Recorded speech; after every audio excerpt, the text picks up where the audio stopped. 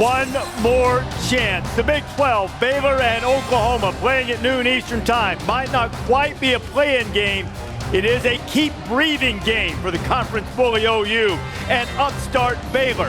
In the ACC, Clemson probably has a playoff spot locked up, but history can be made. The Tigers can become the first team ever to win 5 straight conference title games.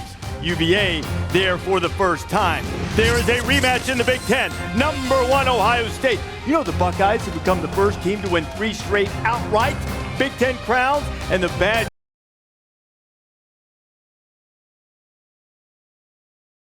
at a number 2 against number 4. Aerial assault against the conference's best defense in its home state. This building, a house of horrors for the Dogs in their last 2 visits, 2 devastating losses. Can they turn it around on Championship Saturday?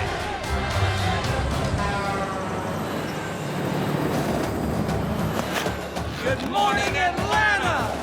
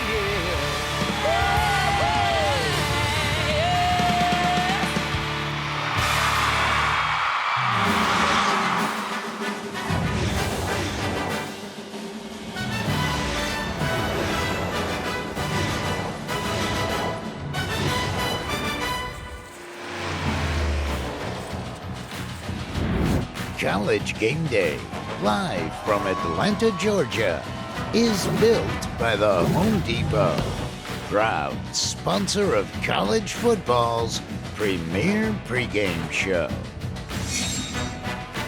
And it's Mercedes-Benz Stadium, traditional home now of the SEC title game.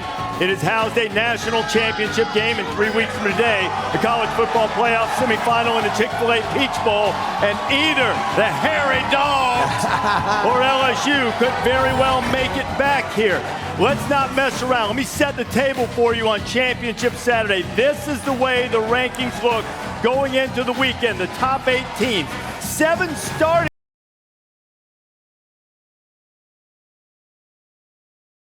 One of those, Utah, Pac-12 title game against Oregon last night. And another one goes down in the hunt for a playoff spot. Pac-12 championship game in Santa Clara. We got Herbie back here early. Zach Moss, 4th and 1. Herbie, this happened all night. I thought this set the tone early for the Oregon defense. All they heard about was the physicality of Utah coming into this game. They sent a message there, got the ball to Herbert, and the Ducks go up after their first possession. C.J. Verdell scoring at 7-0. Oregon second quarter. It's a 10-0 game. Justin Herbert, Desmond finds Johnny Johnson III. Hey, Johnny Johnson III had a big game, a double move right there on the outside. He's one of Herbert's best weapons, and it was on from there. I thought those facial expressions pretty much wrapped up. That was early in the game. They were dazed and confused. I would tell you, though, LSU started fighting back. They come back. It was only an 8-point game. Right? Yep. What was that? Go Utah. That was it. There it is. That vaunted Ute defensive line got gashed. 208 yards on the ground for Verdell. And Oregon's headed to the Rose Bowl, 37-15, and Kyle Whittingham's playoff hopes evaporate in the Santa Clara night. You got a very balanced league. You got 9 conference games. It's tough to come out of there. You got to pretty much run the table in conference, and non-conference as well. You 12-0, 11-1. I mean, that's pretty much what you got to be, and nobody's been able to do that because we beat each other up every year, and we play that 9th game, which gives you another opportunity to take a loss, and so there's been a lot of balance and a lot of, I hate the word parity, but competitive. It's a very competitive conference, and I can't remember the last time anybody ran the table in league play. I can't remember. Well, the only time, not the only time, the last time that the Pac-12's had a playoff team, it was all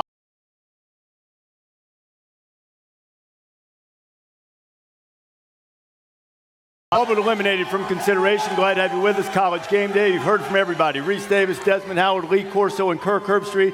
Kirk, you called the game last night. Now, look, I sympathize with what Whittingham's saying. It is a balanced conference, tough to run through. Utah did not play to a standard the way it has played for most of the season this year. Yeah, and I think it's a good message for the other teams that are playing today in a conference championship game, because I think the pressure of winning, and Utah heard not just win, but win big, look good doing it. Meanwhile, Oregon comes in with a chip on their shoulder. Reminds me of the games today. Georgia's going to show up the way Oregon did last night. Yeah. LSU needs to match that kind of enthusiasm. Wisconsin, same thing. They're going to show up. Virginia, these underdogs show up almost with nothing to lose mentality. A little bit of an equalizer if the favorite doesn't raise their game emotionally. Yeah, Kirk, you made an interesting point earlier when you said that's what happens when Oregon's listening all week long about how physical Utah is. You can't run the ball in Utah. And what did? They out-physical Utah. They went into the game saying we're going to run the ball in this defense, and they manhandled the Utes. I think we're going to see similar situations today in these championship games. One more thing. I wasn't really surprised that Oregon beat Utah, because let's be honest. Before Oregon lost that game against Arizona State, all the talk coming out the Pac-12, the Ducks are going to be the team that's going to represent the Pac-12 in the championship, and in the championship and in the playoffs. So I wasn't really that surprised, because I always thought Oregon was a better team than Utah. Well, congratulations to Oregon. They won, but congratulations also to Utah. They had a great season. They didn't win the playoff, but they're going to a bowl game, and hopefully it's in the sunshine for them. Well, it's an Alamo. I think the biggest winner last night was the selection committee. Yeah. It really made it what seemingly pretty simple. I know a lot of people are rooting for chaos, but you have to figure if Georgia wins here, then Georgia's going to be in. If Georgia loses, it's likely to be.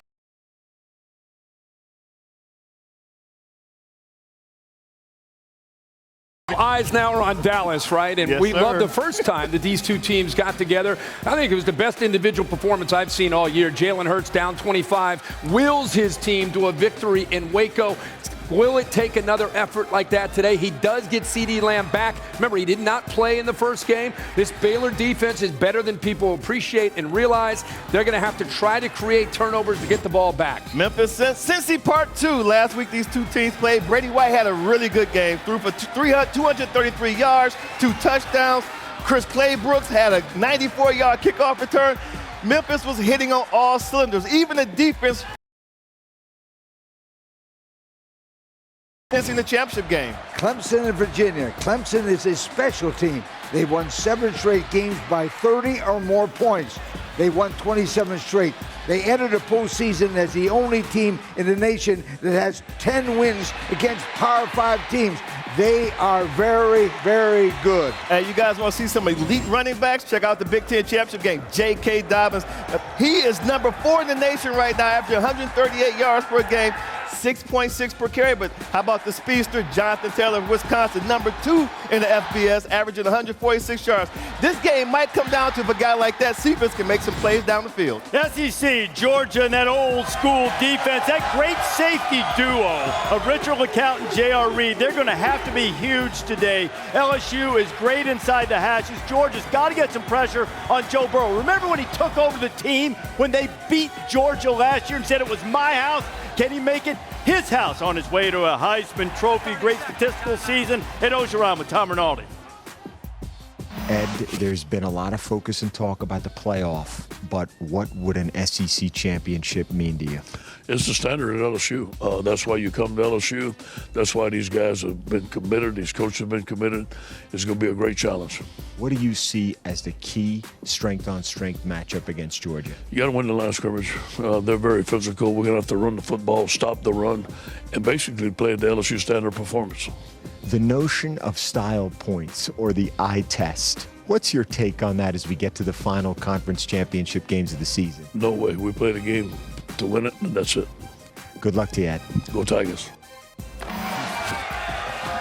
This is what we have coming up on Championship Saturday. The championship matchups you see, there are a lot at stake in terms of the New Year's Six, the American title game on ABC at 3:30, Cincinnati and Memphis. Boise State on ESPN playing at about the same time, also in the mix. And you see the other title games that will be played. And you know what? Style points could be important. LSU still believes if it wins this game, it ought to be the #1 overall seed. So last day to sort of settle everything, Kirk. Yeah, I think being on that field last night pregame reminded me that we get so caught up in who's going to make it to the 4 that take a step back and realize that, yeah, we're going to talk about whether Georgia can beat LSU and, of course, the Big 12 championship. These conference championships to these players, to these coaches, matter a lot. So with all due respect to the playoff and the 4, we had kind of simplified it after last night. Georgia beats LSU, reshuffle the current 4. Georgia loses to LSU, the winner between Baylor and Oklahoma, they're in the playoff. But I don't want to belittle or take away, we're not doing that, from these conference championships and how big a deal they are for the players. Yeah, and like you guys talked about last night, there are some teams who are also playing for marquee bowl games. Sure. Even though you may not be in the college football playoff, you still are playing for a big bowl game to represent your school. So I think there's still a lot at stake, even if some teams aren't going to be in the Final Four, Coach. So, see, assuming there's no major upsets, Oklahoma Baylor winner gets to the bowl game, get them for sport. $6 million is what they get. They win.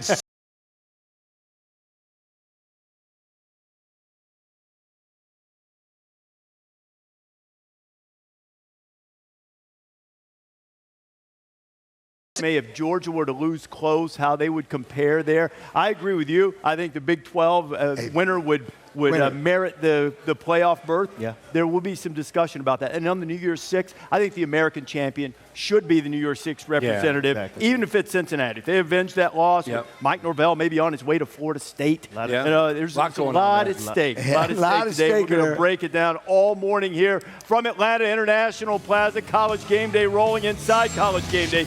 Gene Wojciechowski with Chase Young of Ohio State.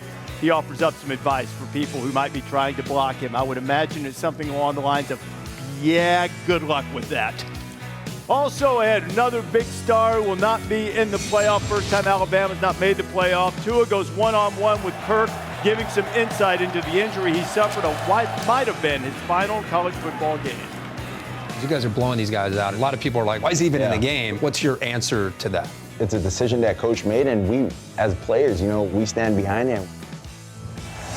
And also ahead, notice the spelling on Joe Burrow there. He is full-fledged LSU. Tom Rinaldi with Joe Burrow. What it was like to beat the Crimson Tide and what lies ahead for the Bayou Bengals as they try to win the SEC for the first time since 2011. Wow. Long time between drinks for old Buckeyes.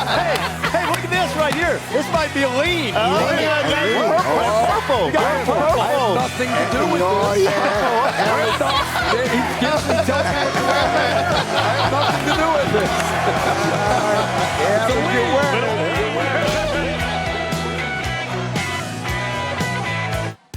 College Game Day is built by the Home Depot. How doers get more done. And in part by Coca-Cola. Share the magic this season with an ice-cold Coca-Cola. Enjoy the holidays. Enjoy Coca-Cola. Gee, I wonder who that is in the College Football Hall of Fame. Checking out the Michigan superstar, one of the more popular attractions, Desmond Howard.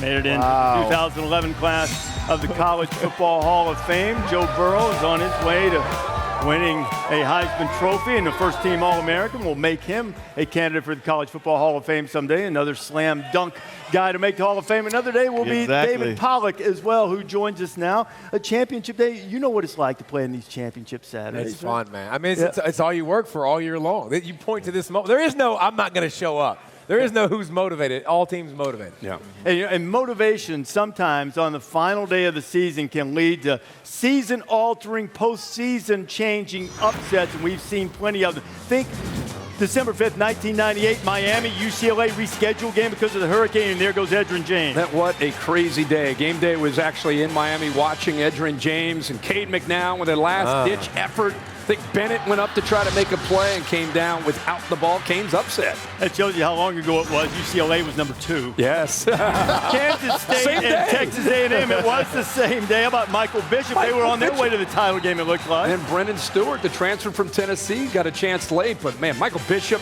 was a bad man. Heisman finalist, could do it all.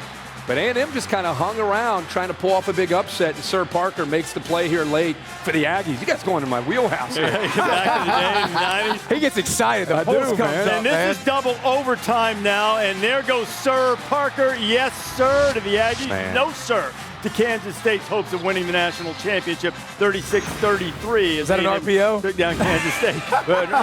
And how about this one? Backyard brawl. Oh, my That's God. our buddy Pat McAfee. Where is he? Is he here? Where is he? That's a tough one. Camera on that. He missed the field goal. Remember, this was not a good Pittsburgh team. Pat White got hurt. Yeah. West Virginia needed a win to get into the national championship game. Pat Bostic goes in there, and the Panthers take a 10-7 lead. It's 13-7. This is 4th and 7. White firing and throws it to the back of the end zone, and that game changed the face of Michigan football for a number of years.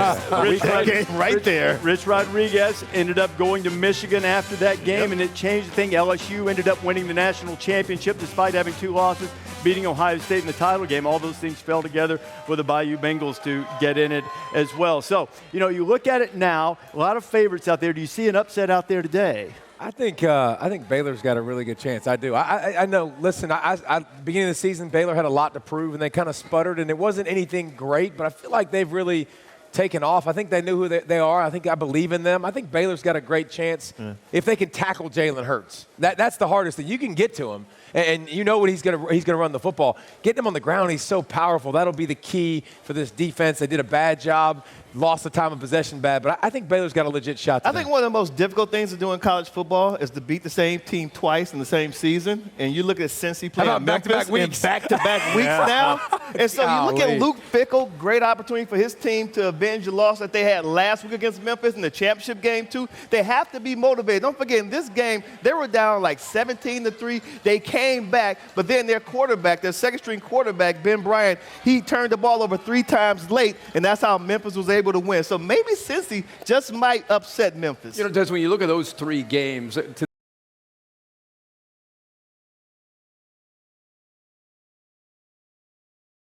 what David is saying is because if Ohio State loses, a lot of people think they could still be in. LSU loses, they could still be in. Clemson loses, they might be in. I think it's what Dave said. Baylor has a chance to compete and knock out Oklahoma and put themselves in. That might be a upset that we'd be talking about 20 years later. And everybody will still be talking about Baylor's non-conference strength of schedule, which is last, 130th. In the country. Baylor, though, has its second chance against Oklahoma. The Bears stopped for lunch at the same barbecue joint where they ate on the way to the Metroplex when they beat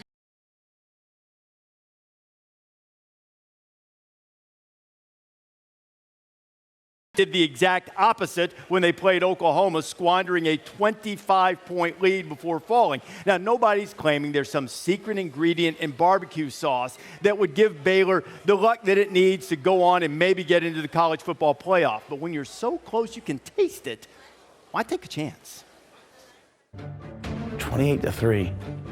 Oh, 28-3. They had 2 enormous takeaways in the second half. A sweet comeback from 25 down. You saw their championship mindset come out there, and you saw a bunch of guys from us, coaches, players, everyone that were there for the first time. Backs against the wall, there's no better feeling than kind of overcoming that. It doesn't matter now. This is about one game. Winning the championship, 5th one for the university, 3rd one for me. I'm looking to keep the streak going. We got a taste of what it meant to play in a championship game that night. There's no doubt we're good enough to be in this game. We control our own destiny. And if Baylor is going to win this game, noon Eastern time on ABC, by the way, what's the number one thing? Papers flying. It's championship Saturday here. I took a red eye, man. I got stuff everywhere. Come on now. Go ahead now. Let's get this man an espresso, a little cafe. Here we go. And here we go. Yep. What does Baylor have to do better? What do they have to make sure they take care of if they're going to beat Oklahoma? Wow. I think you have to make sure you defend Jalen Hurts.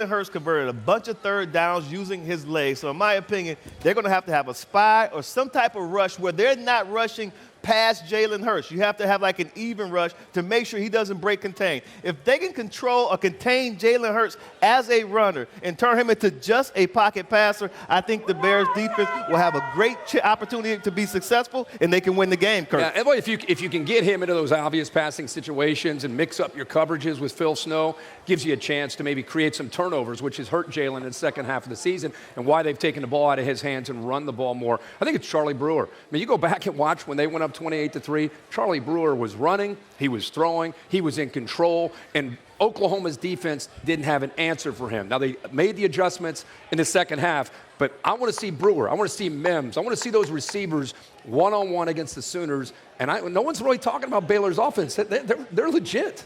Put up 60 last week. Yes. That for them was hard to do in the beginning of the season. The time of possession is what killed Baylor last game. Golly, it was 41-19. And they got tired and they got worn out. If I'm Baylor, I don't care about the no-huddle offense. I slow it down. I run my quarterback. I keep my defense fresh because they are nasty. They are legit. They have a better chance of getting Jalen Hurts on the ground when they got some spring in their step.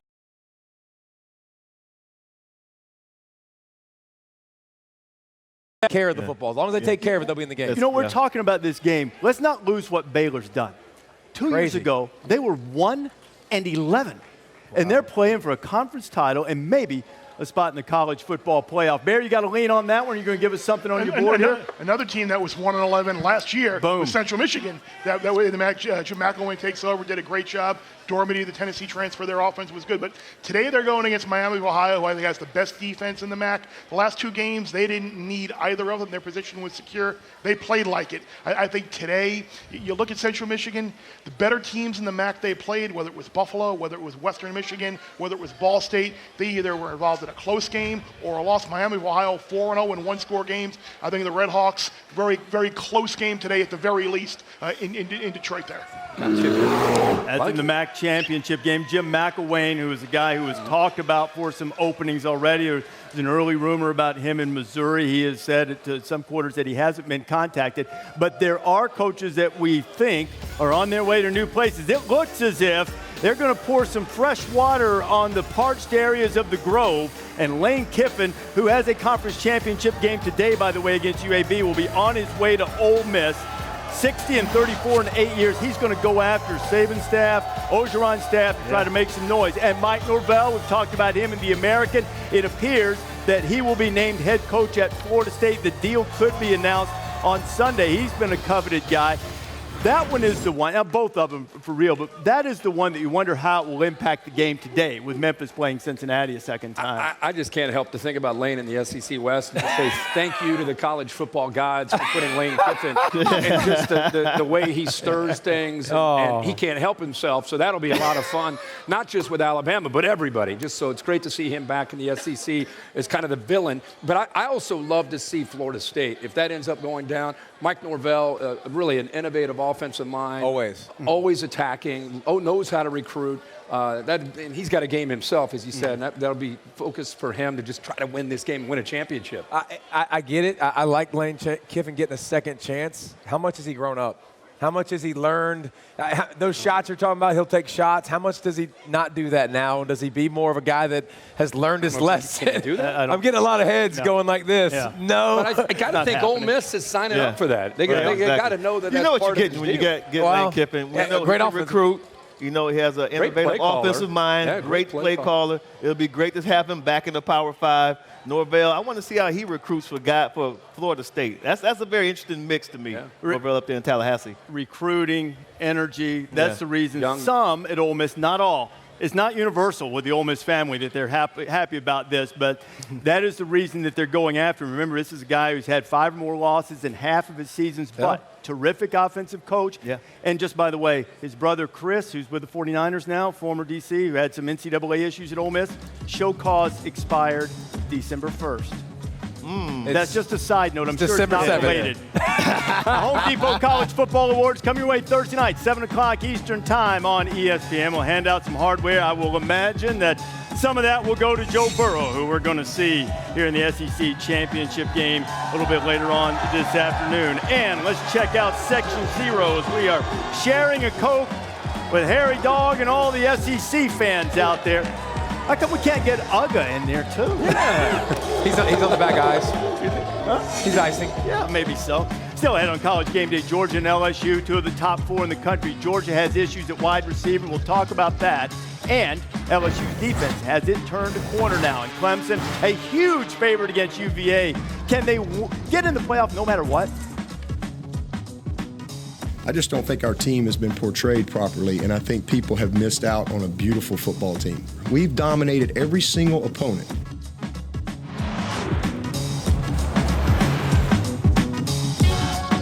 Provided by Goodyear, introducing the newest honorary member of the College Football Hall of Fame, which is here in Atlanta, the Goodyear Blimp. Goodyear, more driven. The last 2 times the Dogs have been in this stadium, Mercedes-Benz Stadium. Remember the national championship game against Alabama, 2017 season, early 2018, touchdown pass from Georgia controlling things. First halves have been great for Georgia. But in overtime, this was before overtime, Tua led the second half comeback. Alabama could have won it with the late field goal. Yikes. Alabama's seen that movie before. How about after missing that and then Georgia hits theirs? Hot rod. Before the touchdown to Smith, a sack against Tua. Second 25? No Second problem. and 26 to be precise. Tua told Saban, I needed more room to operate. 26-23, Alabama walked it off, won the championship. Last year in the SEC championship game, Dogs were really in control of this. I mean, Fromm was spinning the magic bean. Well, I just keep seeing Georgia receivers making plays in these highlights. Are they up to it today? Can Ridley come back? I know. Tua got hurt. Storybook coming up. And then Jalen Hurts, who was benched in the national championship game, comes off the bench for the Crimson Tide, fires it to the back of the end zone for the touchdown, and here's the go-ahead play as Hurts goes in and scores, and Alabama wins it 35-28.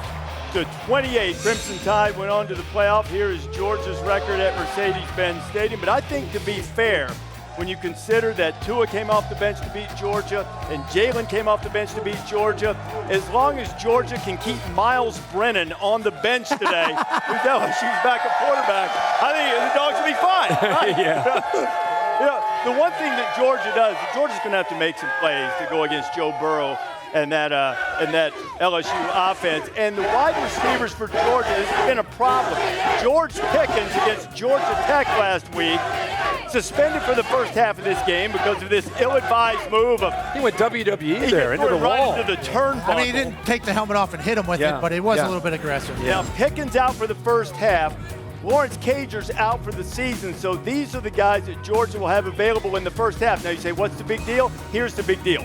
When targeting Cager and Pickens this year, Fromm completes 73%. That's pretty good. That drops by 20 percentage points when he's targeting any other receiver, excluding running back. So wide receiver, a big issue for the Dogs today against LSU? Well, I think so, but I think this offense was field. DeAndre Swift's going to have a big game, and that offensive line's going to have to do well. You get him back in the second half because of the first half suspension with the fight with Hate Week. Yeah. But for me, I think the Georgia mindset was we got to keep Joe Burrow off the field anyways. 1,200 yards rushing already for DeAndre Swift. They're going to have to rely on that a little bit more. And Jake Fromm has been a game manager. I mean, he hasn't been as great as he's been in the past, and I think that's what they're going to have to rely on early especially. But if they stumble out the gates, Joe Burrow and this LSU fan base can get hot with a quickness, and I think that's something you got to stop. You know what this means? This means Georgia has to manufacture more offense because you got guys in Cager and in Pickens who are big play, big targets that you just throw it to and you let them catch it.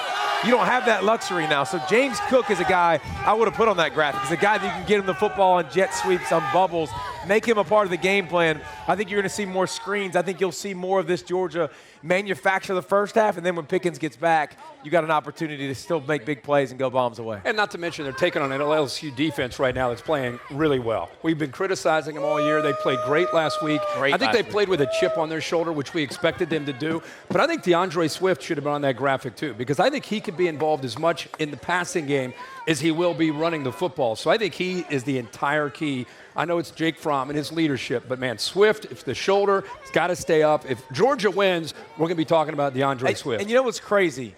Jake Fromm hasn't played well, but in big games, he showed up. He has always showed up. So if I'm a Georgia fan, I'm going, the dude shows up in big-time moments. The last 6 weeks, it's been up and down, and you're like, I don't like my offense. I don't like my offense.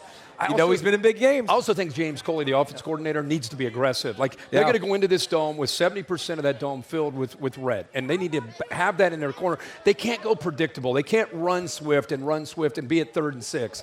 That would be a disaster for them. They've got to have success early. Yeah, but I'd get Swift out there against linebackers, get him on the edge. Yep. If they just run Swift, it's going to be a tough day for their offense. Hey, you know, I know you may take issue with this because of an earlier highlight we showed, Pat McAfee. Yeah, you guys showed the worst moment of my life. I know, but I want to say I didn't do it. He did. I want to have the backs of my graphic operators, both you guys, you two guys on the end, calling out the graphic operators. It was wide receivers, guys. I know we're good, and they know they're going to use Swift and Cook in the passing game. Well, I protect my teammates. I told him not to run that video. By the way, Cook is a wide receiver. They put him playing wide receiver a lot. So I mean, okay. Oh, they're going to show the video again. That's good signs out here. Look what they're doing to you. Wait a minute. I couldn't leave my house for a week because of death threats. I'm happy we're going PTSD here on Championship Saturday.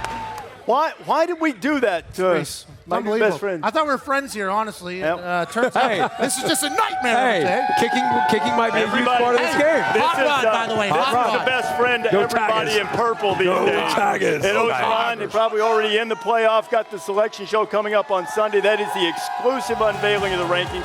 You will see it nowhere else. Noon Eastern time, 4 hours. We will see the teams that make the playoff when you do. We will not get a sneak peek. And our good friends at Wheels Up, that Wheels Up plan got a workout and is going to with Herbie over this weekend. Zach Brown, Grammy Award-winning artist, will join us as our celebrity guest picker here in Atlanta. Looking forward to having Zach on the show at the end. Still to come on College Game Day, Joe Burrow sits down with Tom Rinaldi about his transfer to LSU. Who was the first person you told you were leaving Ohio State? Coach Meyer. That was my first home. That's where I learned. That's where I went to college first. That's where I graduated. That's where I learned to become a man on my own. And also ahead, it is the best of the worst. The most ridiculous moments of the week in college football and beyond. Pollock and McAfee here for You Had One Job. She's gone.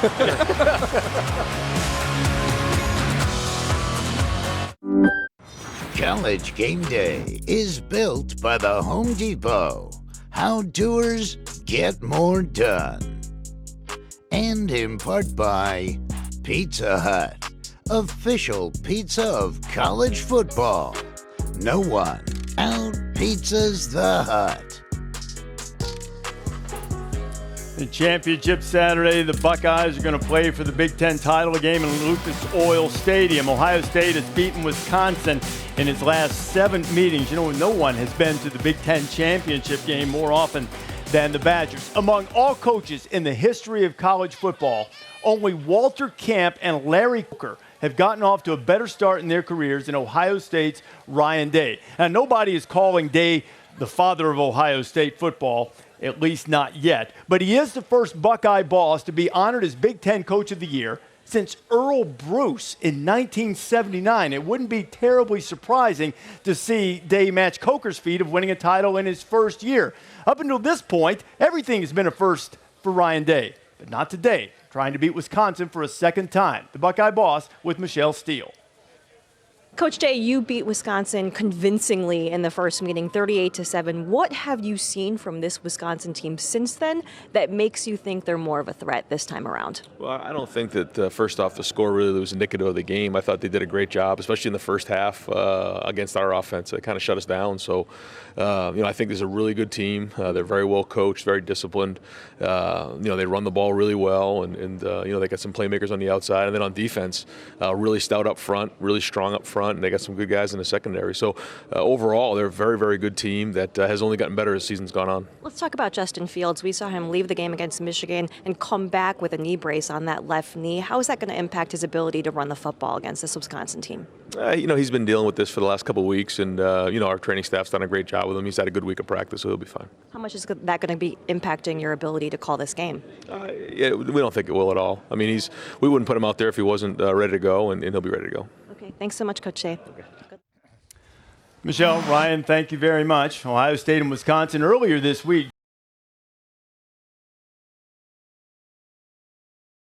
Better by game time, and Ryan Day has the challenge of not having the Buckeyes rely on the way they spanked Wisconsin last time. First of all, how in the world did they go from 1979 to 2019 without Urban Meyer or Jim Tressel winning the Big Ten Coach of the Year? But I think that what Ryan Day has done is he's made this team his. We talked about when he played against Wisconsin, he needed to be on the sidelines. He needed to win a big game. They did that. Same thing against Penn State. Same thing against Michigan. So I think that this is now, Des, as they get into this game, Big Ten championship, that's a hard thing to do. It sounds easy because they make it look easy. Yeah. But imagine Urban Meyer, he's no longer the face of Ohio State. Right. Ryan Day is because he's been able to win in these big games. Yeah, well, RD mentioned that Larry Coker and Ryan Day may have something in common. They both coached after legends, and those coaches left them a wealth of talent, Larry Coker and Ryan Day. Urban Meyer left the cupboard very full with talent. Plus, Justin Fields fell in his lap. With that being said, I was very impressed with Ryan Day as a play caller a year ago when they played in Happy Valley against Penn State. They were struggling in the first half.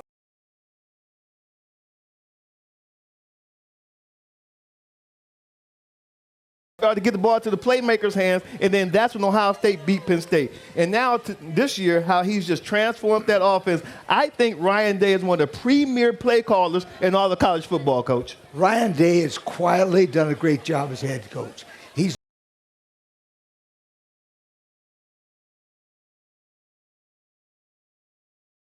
Coaches do their job and then motivate the team. Those are the two key points, and if you want to have a long career as a head coach, you do absolutely. Those how about how consistent his? We've talked all year about the Buckeyes being consistent. Yeah. He's pushing the buttons. They don't take Rutgers lightly. They don't take Maryland lightly. Right. They show up against Penn State. Yeah. They show up against Michigan, prepared on both sides of the ball. He deserves all the credit. I would caution people, if they want to start comparing him to Urban Meyer, I think that comparison starts in the postseason, though. That's a big key because he's had a great year, but Ohio State fans, really college football, will evaluate what he does in these next 2 or 3 games, depending on how the Buckeyes do. Yep. Former Ohio State head coach, at least for a year, Luke Fickell, also has a championship game to play as Cincinnati takes on Memphis. Last week they played, second time they're playing in 8 days. This has happened on championship day before. Stanford and UCLA have played back-to-back, and among some others that have done it there. So, Des, as you look at this game, if Cincinnati's going to turn it around, Memphis trying to get that New Year's Six. Norvell maybe on his way to Florida State. A lot going on there. If I'm Cincinnati, if I'm on the Bearcats, I'm thinking I can't wait to play the Tigers again because of what happened a week ago. They lost that game. Now to get an opportunity to avenge that loss, I will be hungry to go out there and play the Tigers again. Very, very motivated Bearcats team. I think the Bearcats just got to prevent the big plays. That Memphis offense is so explosive with what they do. They stretch you out. They take shots downfield. I think the second time around, UC steps up. I think they get a win. Yeah, but remember one thing. This has been a special year for Memphis. They've got their 500th team win, and they've won 11 in a row for the first time in the history. That's not bad. Memphis, big. Memphis got they have that distraction, too, now with their coach reportedly going to Florida State. Right. Also, remember, I know you love the special teams. Memphis had a kickoff return for a touchdown. 94 yards. By the way, did you see this? I know. Yeah, Norvell, the new coach there. Hey, some championship games today. Well, Billy Napier is a guy who's name is brought up a lot because he's having a lot of success at Louisiana. They're going to have to try to run the ball. This is a tough challenge for them against Appalachian State, who's been playing great D all year. Appalachian State beat them earlier. Look for them to play tenacious defense, make Louisiana throw. How about Miami of Ohio against Central Michigan? I did a Miami game earlier. That quarterback right there, Brett Gabber, has a good arm, nice touch. He's very young, a freshman quarterback. They have some skill out there. Best of the one-play show out there at the running back position, and great defensive players, too. I think that Miami of Ohio will beat Central Michigan today. Well, we talked about Lane Kiffin. He's got a championship today against UAB, and he's got a quarterback that likes to throw it around. Tight end Harrison Bryant. Bill Clark on the other side, by the way, quietly having a great year himself, gets his team to a championship game, and we'll see if the UAB defense is up to it, being able to get pressure today. Try to see what they can do to get into that backfield. Mountain West, Boise State, and Hawaii. When they played last time, Curtis Weaver, the Mountain West all-time sack leader in company, they forced 3 turnovers, jumped to a big lead. Cole McDonald's had a great year. He'll have to have a huge game on the blue. Boise State going with the redshirt senior, Jalen Henderson again. They lost their conference championship game to Fresno State on the blue last year, and that has stuck with them. Here are the highest-ranked group of 5 teams. And remember, for that New Year's Six Bowl, which is going to be the Cotton Bowl, the highest-ranked champion from the group of 5 makes it into the New Year's Six. We're going to have Bear picking some of those group of 5 conference championship games a little bit later on in College Game Day. But now time to go to, you have one job. Are you hunkering down in Harry Dog's house? We are definitely hunkering down over here at Harry Dog's house. Excited. Listen, we've had a season full of You Had One Jobs, some good, some bad. We're going to close it out with our good. Presented by Geico. You Had One Job. Pat McAfee's kick will not be on here again. Thank God. For the 3rd time in the show. We start with the Iron Bowl and the upset. Auburn fans excited, taking some hedges with them. And I absolutely love the fact that this where are the lady people going? disappeared in one of the most magical nights of her life. She looked like she was in Super Mario disappearing into a tube. Bloop, bloop, bloop, bloop, bloop. All right, hey, the game, Ohio State, Michigan taking on Ohio State, J.K. Dobbins. Look at this. Hey, if you can't stop him, take his shoe off. Yeah, there's nothing wrong with D. Cleaton. No. I mean, we've seen D helmeting somebody. D. Cleaton, somebody will slow him down. He didn't hit him with it. He didn't throw it. Just took his shoe off. Yeah, just one way, only way to. Oh, watch this. LeBron James, Utah Jazz. See what happened was. You see, I forgot to dribble right there whenever I 1, 2, 3. I take 5 steps, 6 steps, but I'm LeBron James and there ain't. Look at Bogdanovich. He's like, I can't stop him anyway. You're not going to help me out? Oh, Mac Brown. Mac Brown's going to be here today, and I'll tell you what. Is he going to do that? Mac Brown is the best senior citizen dancer I've ever seen. Look at that. Hey. He said his wife Sally said that's the best she's ever seen him move in years, and I respect that. Listen, a lot of people doing their job across the country, Reese. Some people don't do it as well, and that's okay. I mean, you had one job, Reese, in not showing my kick again would be the preferential job if we had anything to do. In the doghouse, we've been here before, obviously, but it's great to be here in Harry Doghouse. Pat, I will make this pledge to you. If that happens again and they show that again, somebody's going to get drop kicked. How about that? We're going to burn that video for you. Let's check in with Chef Anthony Sanders and Chef Joseph Zawacki from Atlanta Breakfast Club. Home Depot Game Day Tailgate. They're cooking up some pregame fried chicken and waffles, cinnamon rolls, and some French toast tacos. Gino sits down with Chase Young. Get some advice on just how you might block him. When you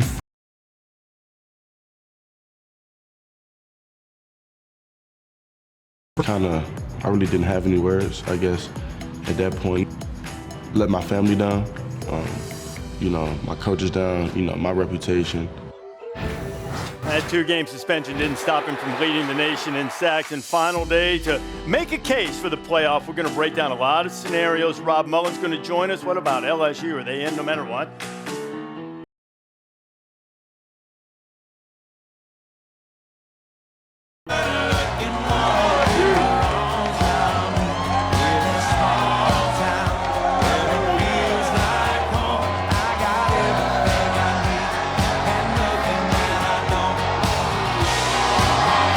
Great morning. Championship Saturday in college football still to come on College Game Day.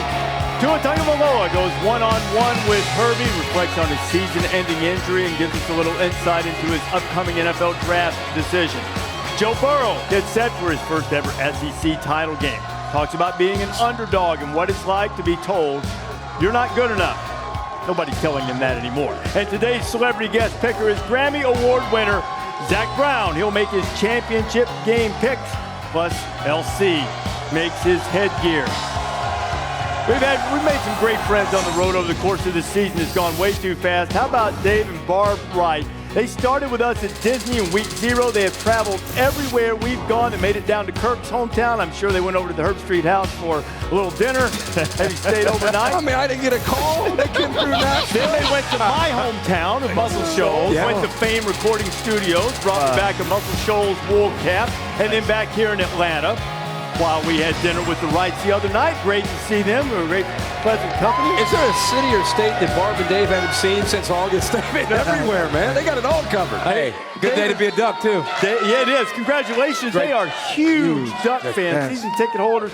Congratulations. They are the Pac-12 champions, and this is a highlight that they'll love to see one more time. Kirk, you called the game, and this was a big thing. 0 for 4 on 4th down last night were the U. Yeah, that was the first drive for Utah. They got into Oregon territory. Ducks come up, and they get the ball. And what I loved was Oregon attacking, aggressive with tempo on that opening drive. Again, set that tone early. And Tyler Huntley, who's had such a terrific season, but didn't have his best game, at least early last night. Yeah, predetermined where to go with that. A little slant and go here. They had a backup safety and a little miscommunication, I think, on the back end, and a great throw by Herbert, and obviously a great route there by Johnny Johnson. 37-15. Utah got within one possession at one point in the game, but Oregon pulled away with a long touchdown run from C.J. Bell and knock. Too soon? Too soon? Or? Probably for Pac-12 fans, for sure. And you know what? Oregon's going to be ruining the day that they let Arizona State and the Auburn game get away, or else when the committee's meeting in Grapevine, Texas, which they will this weekend, Oregon would be right there on the table. As it is, look, not a bad consolation prize at all to go to Pasadena and the Rose Bowl. And college football playoff top 8 rankings brought to you by AT&T, Ohio State and LSU and Clemson, the undefeated teams, still sitting at the top. We are pleased to be joined now by the chair of the College Football Playoff Selection Committee, Rob Mullins. And Rob, certainly we'll get to the Pac-12, but I want to start at the top. What is it that going into this championship Saturday that has differentiated Ohio State and LSU that's given the Buckeyes the edge? Well, they've had great years, both great teams, several wins against ranked opponents. I think Ohio State's consistency and their ability to dominate their opponents is what gives them a slight edge. LSU has been pretty dominant too, so is it close enough? Is the voting in the room and the discussion in the room vigorous enough that you could see a change, even if both teams win today? Well, it's certainly been vigorous. We've visited every week. We've moved them around a couple of rankings. So, yes, LSU has been dominant. Great team, great offense. And we saw what their defense can do last week. So I'm sure we'll be debating that after the results. Clemson is undefeated and a huge favorite. What have the Tigers done, in your judgment, to prove that they are unequivocally better, regardless of what happens in the ACC championship game today? Well, we're not to the unequivocal question yet, but obviously the committee's been very impressed with Clemson, and that is, over the last 7 weeks, their offense has been clicking. Again, another dominant team, really good on both sides of the ball. And one last question, Rob. We're going to look at Oklahoma and Baylor. If Baylor should win, they have the worst non-conference schedule in the country, 130th. How much of a factor would that be in determining whether they would get in or potentially a second team from the SEC? Well, we look at full resumes, and the non-conference schedule is a piece of that. But we also look, at those conference games, and Baylor's been impressive the last few weeks. All right, Rob, we'll talk to you some more, certainly on Sunday when the rankings are revealed. That is Rob Mullins. He is the selection committee chair for the College Football Playoff. Okay, you heard what Rob said. Let's just start right at the top. Ohio State, LSU. In my judgment, LSU has the best wins. They've made Ohio State number 1. Are you okay with that? I am. I'm okay with it because Ohio State, complete team, dominance in every single game. Even last week, I think Michigan's been one of the hottest teams in the country the last several weeks. And they dominated. They dominated the football game, both sides of the ball. And again, I've said this a lot. I know it's annoying, but One has Chase Young, one doesn't. The defensive side of the football for Ohio State has been consistent all year long, and the offense, by the way, can score too. It might not be Joe Burrow and company, but a complete team. I have no problem with Ohio State beating them. Simply put, Ohio State is the best football team I saw in person from the sideline. The best football team I saw was Ohio State. Did you hear that, Purple? I don't care. Ohio State is the best football team I've seen. Well, they've been by far the most consistent on both sides of the ball. You just saw offensive efficiency, Ohio State's 2. Defensive efficiency, they've improved the most, number 2. And I think LSU's defense is getting better, but Ohio State has been the most consistent. And that's why we can talk about the schedule all you want and the wins and the resumes, right? Mm-hmm. But what that committee is saying is Ohio State's been the most consistent team. And Rob just told Reese that again right now. Yeah, Rob keeps saying the most complete team. And I think that's like a buzzword for them. I think I go by schedule. And I think that LSU, they have the best wins. They've played a tougher schedule. And as a former player, that's all that mattered to us. See, now we're in 2019, and now you get all these metrics and all these eggheads come up with these algorithms, and then we start splitting hairs.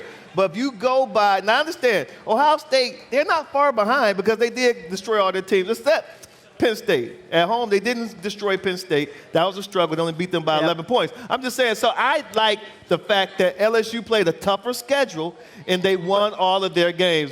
The defense wasn't great. I was the first one to tell you that the defense is an issue. Well, I think they have better wins, but the schedule's not that much different. Bear, you good with this? I mean, you said it's not going to change. Are you good with it? I think the one thing, if you are an LSU fan and you're looking for a chance to move up today, one game to watch is that game in the American between Memphis and Cincinnati. The committee is viewing Cincinnati as a quality win for Ohio State as a ranked opponent. So, like, if you're looking for a sliver of hope to maybe move up, that would be it. But I think they made their decision. Their resume and their wins aren't as good as LSU right now. Let's go back.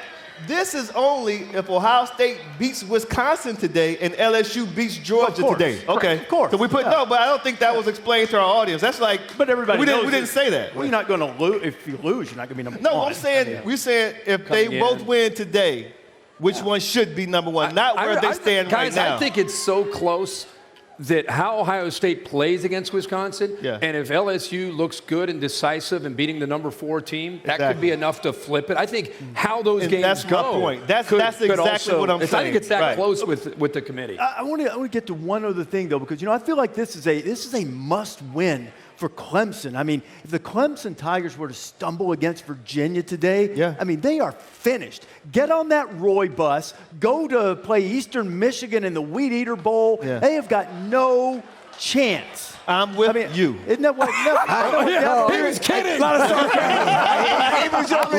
sarcasm. But see, I think Dabo agrees with me, doesn't he? I think.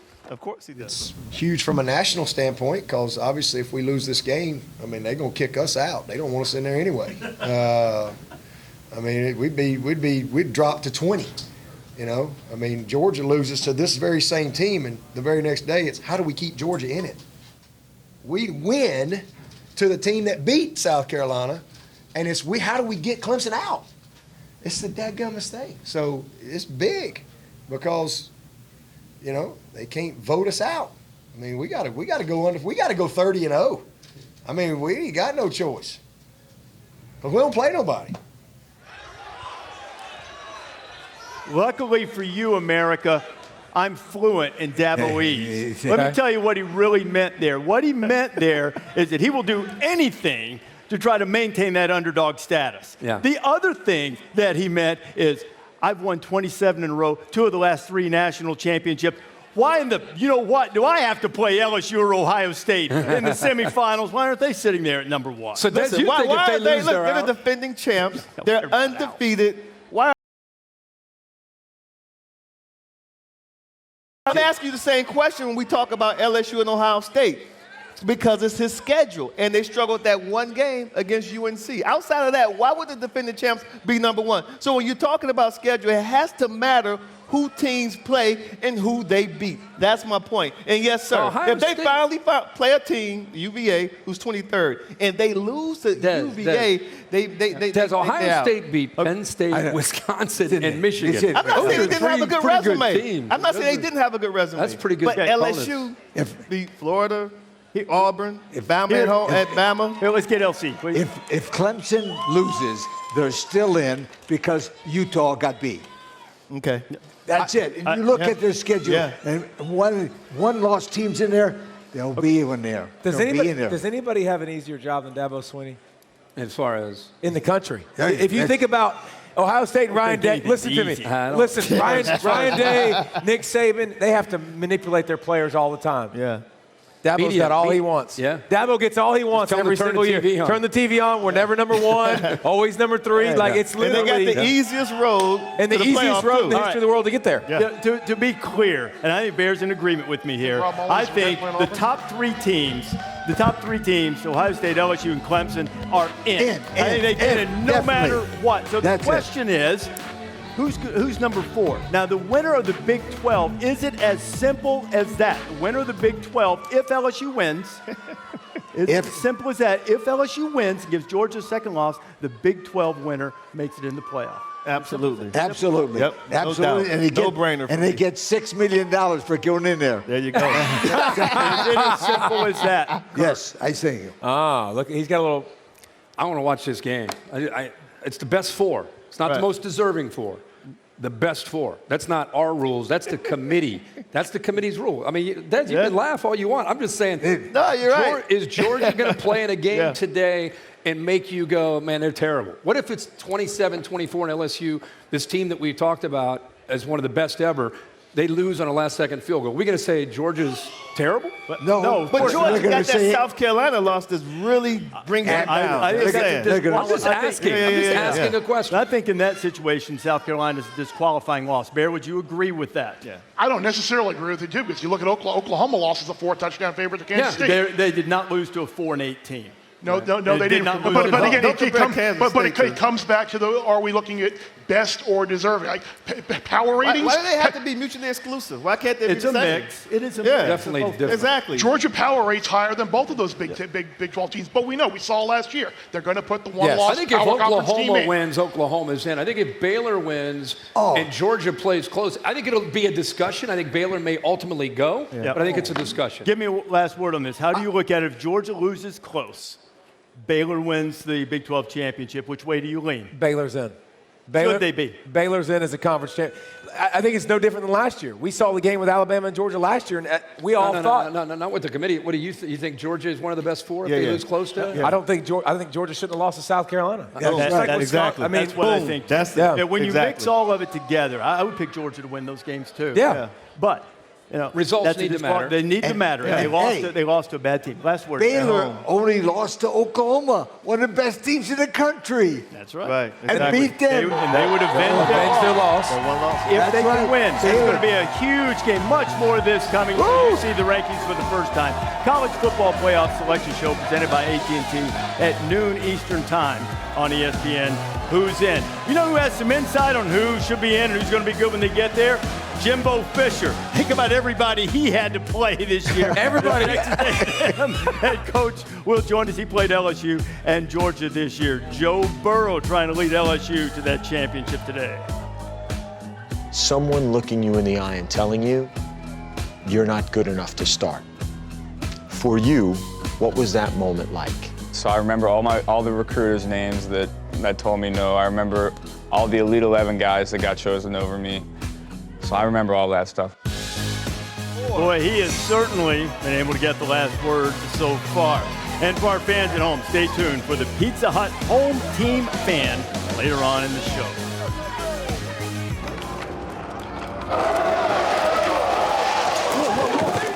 You can't have a game without the fans.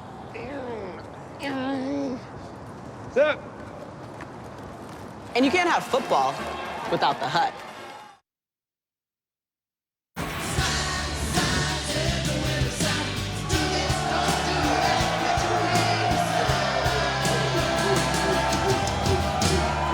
Championship Saturday, International Plaza here in Atlanta, just outside Mercedes-Benz Stadium. LSU and Georgia will play for the championship. One of these coaches beat South Carolina. The other is Kirby Smart. Is that Eli Drinkwitz that they have? I think so. They're talking another South Carolina reference. Well, Joe Burrow hates Christmas. I don't think so. No. Not really. Rodrigo Blankenship for Heisman, that might be a long shot. A little bit. Comparing the quarterbacks. Baby Yoda. Support that candidacy. It's the new Disney Plus. Have you seen this thing online? I'm going to tell my kids this. This is Morgan Freeman. Look at Uga. I was coaching there then. Really? Robert Baker. Yeah. He scored a touchdown in about There's the girl who had the face and had the smile after they beat Alabama. Yeah. Joe, are you home alone? Joe Burrow. I think he looks a little bit like Macaulay Culkin. Growing up, Joe Burrow does. Yeah, you want to see that? Or so, okay. Eye test. Replaced by, well, that sign wouldn't win the eye test. There's some penmanship issues going on there. There's Old Crimson making it for the 241st consecutive game day site appearance. Of course, Mike Leach was in the coaching rumor mill for a while, and so too Lane Kiffin, now at FAU, plays UAB today for the Conference USA Championship. But Lane Kiffin is on his way to Ole Miss. Here's Lane's son getting the news. So, we are going on a jet on Monday. To where? To where? Your dad is the new head coach of Ole Miss. Let's go!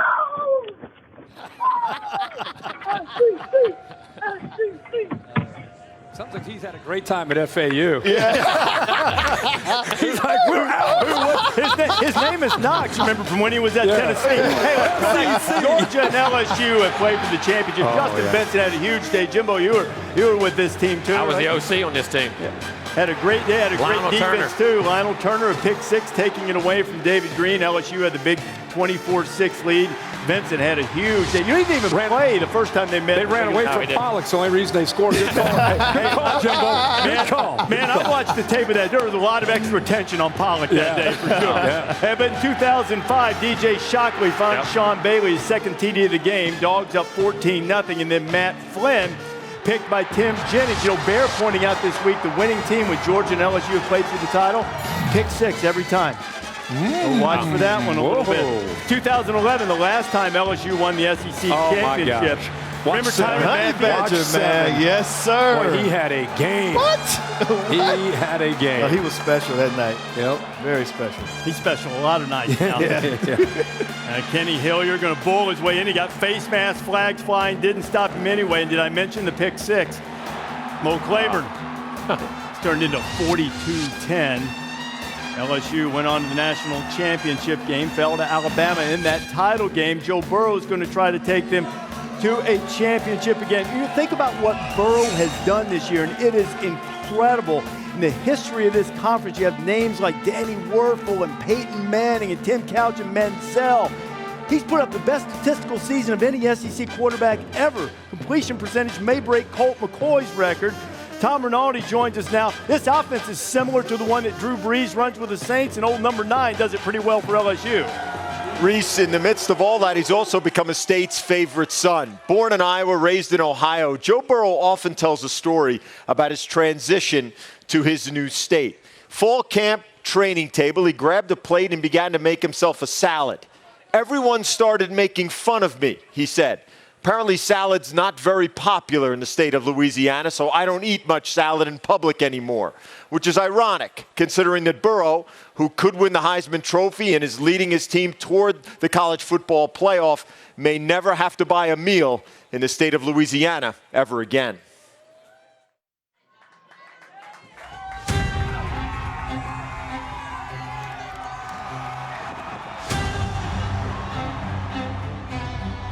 Joe, heading into this season, what do you think the outside narrative was about Joe Burrow as the LSU quarterback? Honestly.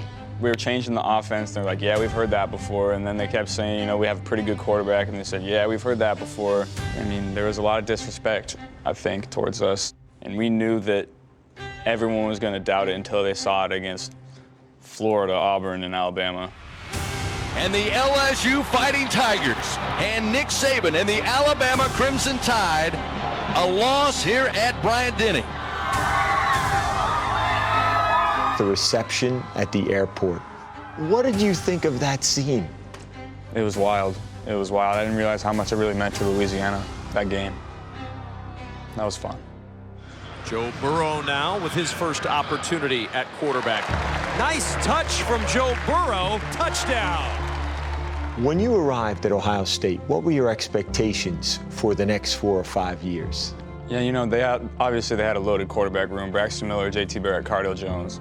I'll sit for 2 years. JT will leave for the NFL, and then I'll have a great career there. And that's just not how it worked out. Who was the first person you told you were leaving Ohio State? Coach Meyer. What was the conversation like with Urban? It was pretty emotional. They didn't want me to leave, and honestly, I didn't want to leave, but I thought it was best for my career.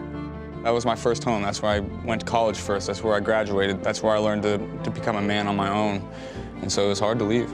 Someone looking you in the eye and telling you you're not good enough to start. For you, what was that moment like? You know, I've been told I wasn't good enough since recruiting. I had one offer after my junior year of high school, and it was my dad's team. I wanted to go to Nebraska. They told me I wasn't good enough, and Ohio State was really my only big-time offer. How has that shaped you, Joe, as a player? I remember all the recruiters' names that told me no. I remember all the Elite 11 guys that got chosen over me. So I remember all that stuff. I keep a mental log of it. Why? I think that's just who I am. I can see it even on your face right now. Those slights.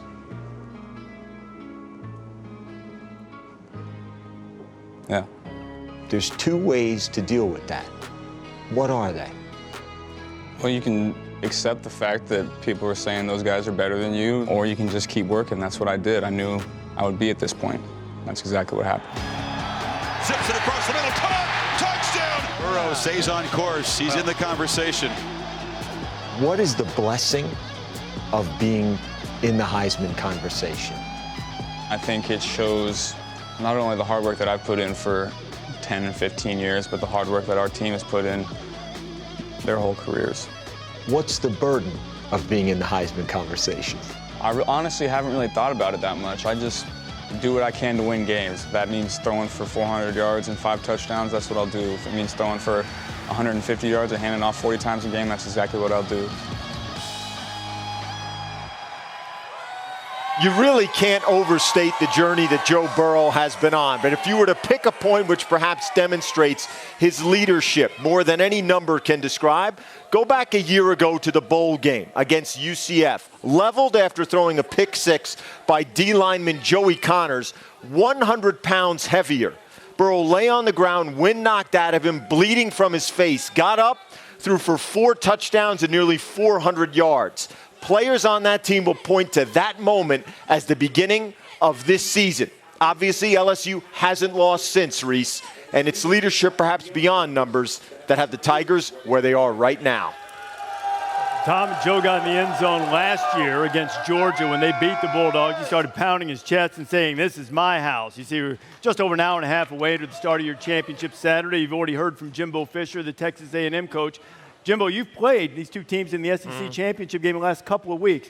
As it pertains to Joe Burrow, noted quarterback guru that you are, what do you think he's doing exceptionally well right now? I think he has, first he's playing with supreme confidence. He knows what's going on, and he's a master of his craft out there. He's the epitome of be quick but don't hurry. He's seeing everything, and he's letting things develop, and he's making his decision-making and accuracy are second to none right now. You see 78%. I've never seen anybody throw over 78% this late in the year in a conference this good and throwing the football that much. Yeah, you can see what he's done, exactly what you're talking about. And his ability to extend plays. Yeah. See, I think that's the thing people don't often look at. His athleticism, look right here, steps up, makes a guy come off, always has his eyes up, but then at the end, he can also run here. Good play action guy, gets vertical, sidesteps. He's a very, very good athlete. And I'm going to tell you what else, their receivers do a tremendous job in the scramble drill of playing off of him and getting to open spots. And there's a confidence that they play with that is right now, you can sense it on the sideline. Yeah, that was one thing I noticed, too, especially when I watched those receivers. But how about Georgia's defense? I've been very impressed with their defense. They play as a unit. No real stars like Roquan Smith, you know what I mean? When you prepare for that defense and then you played against them, what was one thing that jumped out at you about the Bulldogs defense? Their ability up front to play the run. They're giving up 75 yards a game. But they play great man-to-man in the secondary and could affect the quarterback with different blitzes. On third down, he will get exotic. Kirby will get exotic and bring different looks that's going to try to pressure them. And I think the key is going to be there. They're going to have to mix in whether it's a 3-man rush or a 5-man. And I think more 5-man rush could do it because I think when you give Joe time, you say you have patience and make mistakes. He doesn't make mistakes. Yeah. And you're going to have to pressure him. And I think when you 5-man rush him, you can take one of those gaps away in which he scrambles in. Okay. But now you got to play him man-to-man. And that's where it's going to be a give and take. And it's going to be a cat and mouse game back and forth now. Let's flip to the other side. Jake Fromm in that offense. He doesn't have Cager.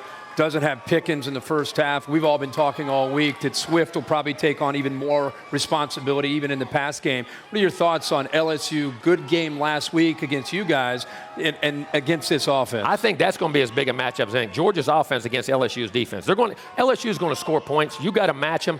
The offensive line of Georgia's got to control the line of scrimmage. And here's the other. They're going to have to convert a lot of 3rd and 3 to 5s. Can Jake be a very good guy on 3rd down to keep those drives alive? And then when you get to the red zone, somebody's got to make plays. Like here, they got big, long guys that can make. I know Pickens is out the first half. Yeah. Exactly. But when they get to the red zone, the ability to get vertical and create those chunk plays off the play action, which Georgia does, and score touchdowns in the red zone is going to be critical. As I say, people talk about Jake, he's not making all the plays.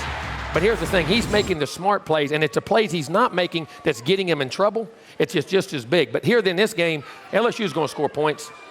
They've got to minimize that. They've got to ugly the game up on defense somehow to shorten it like Auburn did to make it a 23, 27-point game. But Georgia's got to score touchdowns in the red zone when they get down there. Real quick, as a head coach, emotions, momentum, it's going to go back and forth.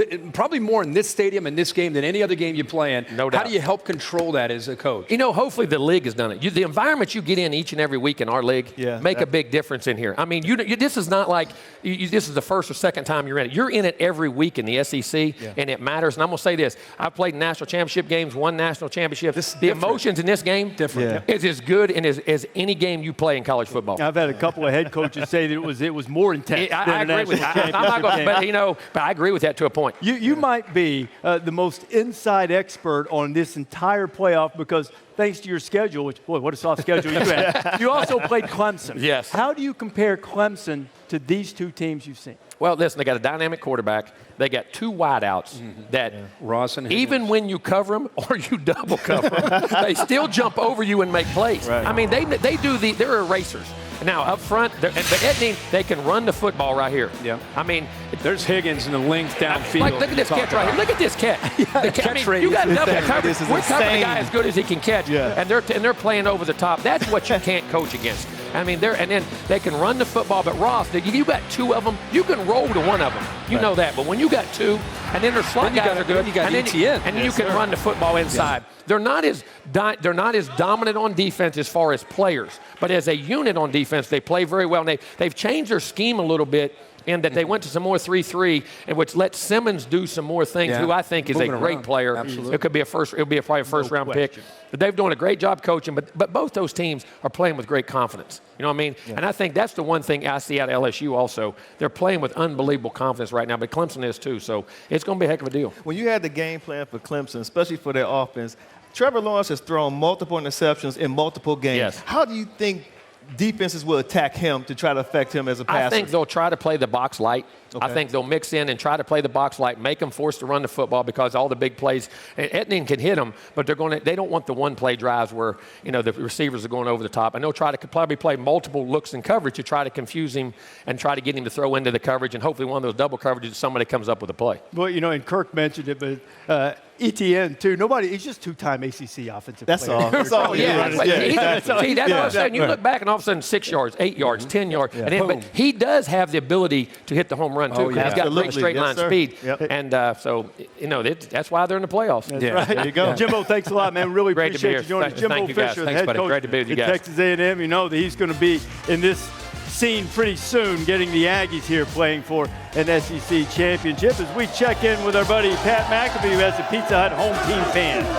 Yeah, Reese, how's it going? We're out here in the middle of the beautiful people, and the Pizza Hut home team fan on a neutral site could be interesting. And although we're in Georgia, LSU fans have shown up. I'm with Colin, D'Angelo, Trent, Big Dog Woods, and his nephew Hampton. D'Angelo, you've been here since 6 a.m. What does this mean for the LSU fan base? Hey, it means everything for LSU, baby. We got 2 words for everybody. Beat everybody. Let's go. What's the championship belt for? Is that a little bit of a call your shot?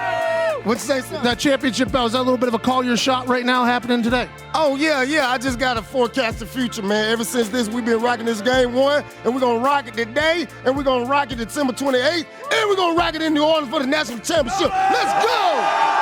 D'Angelo, I have to ask, is this your child right here, Colin? Oh, yeah. I love him, man. I'm sorry. I just adopted him this morning. These are all my cousins. Appreciate you. Yeah!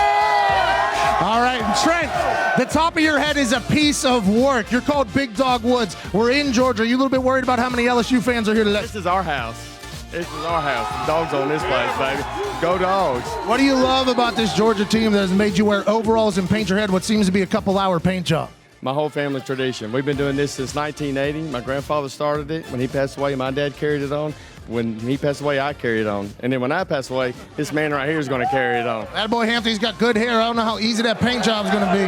Hey, Colin, is LSU going to win today? And if so, by how much? 1,000. He said LSU by 1,000. Back to you, Reese. The place is electric out here. And the expectations aren't too high, Pat, as we look at the Pizza Hut fan cam. You know that head painting tradition started in 1980? Last time Georgia won a national championship, too. Oh, Harry Dog would like to be able to do that again as we have our celebrity guest picker, Zach Brown, coming in.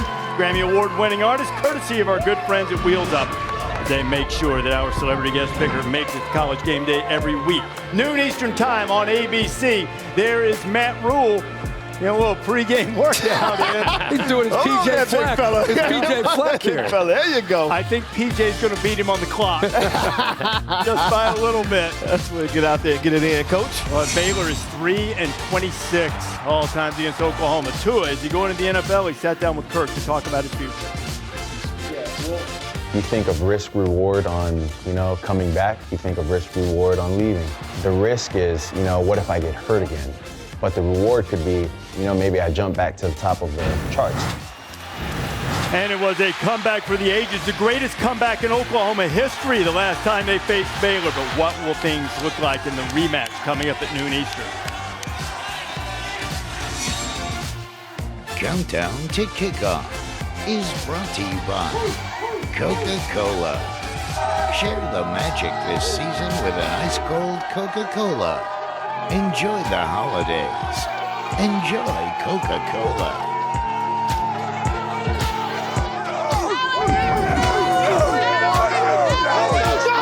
On an urgent Fansville.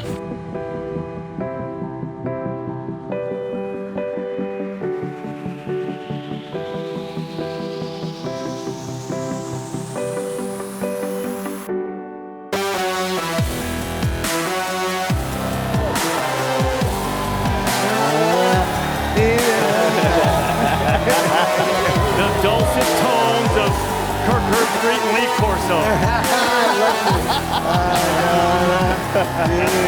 Hey, anything to keep my man awake over there, you know what I mean? Whatever it takes. Absolutely, man. Herbstreit's going to need a double espresso soon. He's doing this game, going Big Ten. Checking in on this week's Home Depot Tailgate Pro of the Week, Brad Harris. Game day predictions built here in Atlanta. Could it be that Clemson makes its way to Atlanta? Remember, the number 1 seed will not be placed at a geographical disadvantage. But first, Clemson has to take care of the ACC title game against Virginia, trying to become the first team to win 5 straight conference championship games. Clemson hasn't played a game closer than 31 points in 2 months, and despite all of Dabo's protests, Clemson's schedule is easier, about 40 spots easier than it was last year. Doesn't mean they aren't terrific. Their defensive efficiency even better than it was with all of those first-round draft picks. Virginia's got a huge task to try to knock off the Tigers. Play action for Cunningham. Heaves one down the field for Atwell, and it's picked off at the goal line into the end zone, hauled in by Kayvon Wallace. They're disruptive. They're havoc-oriented. And the guys are flying around. You never know where they're going to bring somebody, which makes it challenging. Our goal right now in front of us is to win the ACC, and we just know what that leads to. This is a big game, and for us in particular, an opportunity to compete for the national championship. We intend to be aggressive. Being timid or uncertain is not the mindset for this game. To be the best, you got to beat the best. For us as a program, we want to be the best, so you have to beat the best. Virginia's never won the ACC outright. Virginia and Clemson tonight, 7:30 Eastern Time on ABC. Pleased to be joined by Mack Brown, our former colleague, now the head coach at North Carolina. Saw both of these teams this year. Well, you played everybody to a one-possession game, so you played them to 1-2. So what's the biggest factor in the game that would give Virginia a chance tonight against Clemson? Bryce Perkins. Mm-hmm. You look at Bryce Perkins, he's as good as any player in the country, and he gives you a chance. Then you've got Joe Reed, who can hurt you in special teams. He's as good as the Clemson players. But to me, Clemson may be the best team in the country. They're as good as anybody. And you look at Trevor Lawrence, you look at Etienne, you look at spreading them out. Come on now, I know I'm in the wrong spot. That's okay. It wasn't a popular choice, was it, Coach? But when you spread out and you cover Clemson and you start looking at zone, they run the ball with Trevor Lawrence and Etienne. You start trying to stop the run, they got those big, tall guys outside that beat you one-on-one. We call it a 50-50 ball when it's deep. They call it an 80-20 ball when it's deep because they're going to catch it. And their defense is great. Simmons is great. They're not as good as they were last year, and that's why people have been all over them. But last year, they won the national championship. This year, they've got a chance because they're getting better and better, and Dabo loves the fact when everybody says they're not any good. He loves that. That's his pregame talk. You heard him. You heard him. No, that's his motivation. He told me this summer when I was there with my boys, he said, Desmond, we should give you a ring because you said we had a finesse offense. We put that all over the building. Our players just bought into that. So I was like part of the championship. But you mentioned Simmons. What makes Simmons such a great defensive player? Because I thought there would be a drop-off defensively because they had so many guys go to the draft. But this guy Simmons is outstanding. Desmond, when you've got a guy that could play nickel because he can play in space, but he can be one of the best pass rushers in the country, those are hard to find. He's a special player. He can tackle in space, but how many guys can rush the passer anymore? And when you can rush the passer without blitzing, you got a chance. I didn't see who the Broyles finalists are, but if Brent Venables isn't up there, it's crazy because to lose that defensive line and to kind of almost find a new identity, because it's not just Simmons. He's a great player. It's the entire scheme. They went from their strength being the defensive line to now it's the back seven, the linebackers, the safeties, the corners, and these guys are playing a totally – you'll see Tanner Muse in the box. You'll see him back deep. You'll see Kayvon Wallace up. They're just rotating based on the different formations and jet sweep looks. So I think Brent Venables, the job he's done this year, Reese, is incredible. I think Virginia has a shot to upset the favorite defense. In what way? I'll tell you why. They're a balanced football team, and they're highly underrated. They can sneak up on them. And number two, they're hot. They're 4-0 in the month of November, the first time they've been that in 68 years.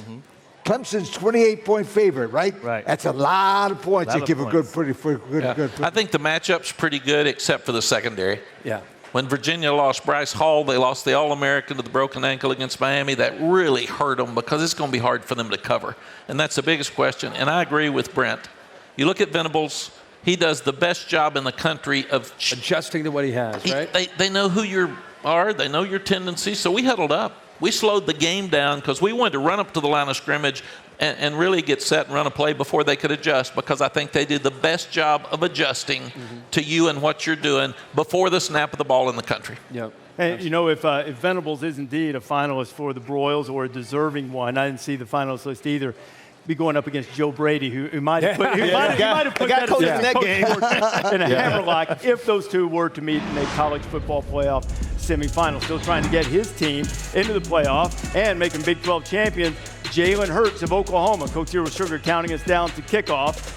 We're about an hour and 14 minutes or so away. Jalen Hurts, the hero of the SEC championship game a year ago, will try to do the same thing in the Big 12. Take a look at our blimp-worthy moment presented by Goodyear, and it is Jalen Hurts who came off the bench for an injured Tua Tagovailoa, finds Jerry Jeudy in the back of the end zone, led a huge comeback in the game-winning run. I mean, he saved their season in this moment, and it was, to me, the moment of the year in college football where he saved Bama and gave him a chance to get into the playoff, running and throwing. And that's when people fell in love with Jalen Hurts. Yeah. And you know when the Oklahoma people fell in love with Jalen Hurts, when he rallied them from 21 points down at halftime to Baylor. They were down 28-3 at one point. Defensive coordinator Alex Granch at one point said to Hurts, it's going to be a hell of a story to tell our kids when we come back and win. Jalen said, just add it to the list. Now Matt Rule will try to add one to his list and see if he can get a victory over the Sooners in a Big 12 championship. The Baylor head coach with Holly Rowe. Coach Matt Rule, you are here at the Big 12 championship game. This is a brand new experience for every single one of your kids. So what are you telling them about playing without fear and without nerves? Yeah, I told them there's no pressure on us. It's all just process. You know, just make it football. They've been playing football since they were this big. They're good at it. We're some of the best players in the country. We're one of the best teams in the country. We have the chance to play another great team, one of the best teams in the country. So let's go play. Play the way you used to play when you were little. You know, play it like it's recess, but also do it. You know, let's play our brand of football. Let's be tough, physical, and I think we have a loose team. I think we have a team that's excited to be here. Yeah, they're loose. They were so focused walking in here right now, but now the base is going. Like, what does it feel like in that locker room right now? I think there's a lot of guys that, you know, there's one of the great things about being in Texas and coming to AT&T, there's a lot of guys that played a lot of high school football games here, state championship games here. We came here the last 2 years and played Texas Tech. So I think they're just kind of getting themselves back in rhythm here. They're excited to be here and, you know, walked out there. And a lot of guys said, let's have fun. That was my message to them. Let's not be silly. We don't show up and take pictures. We don't show up and Snapchat. But I enjoy this experience because you've earned it. We have every right to be here. We've played our way to be here. Let's enjoy it, but let's also go play our best game. Thank you, Coach. Thank you. You know what they do show up and do?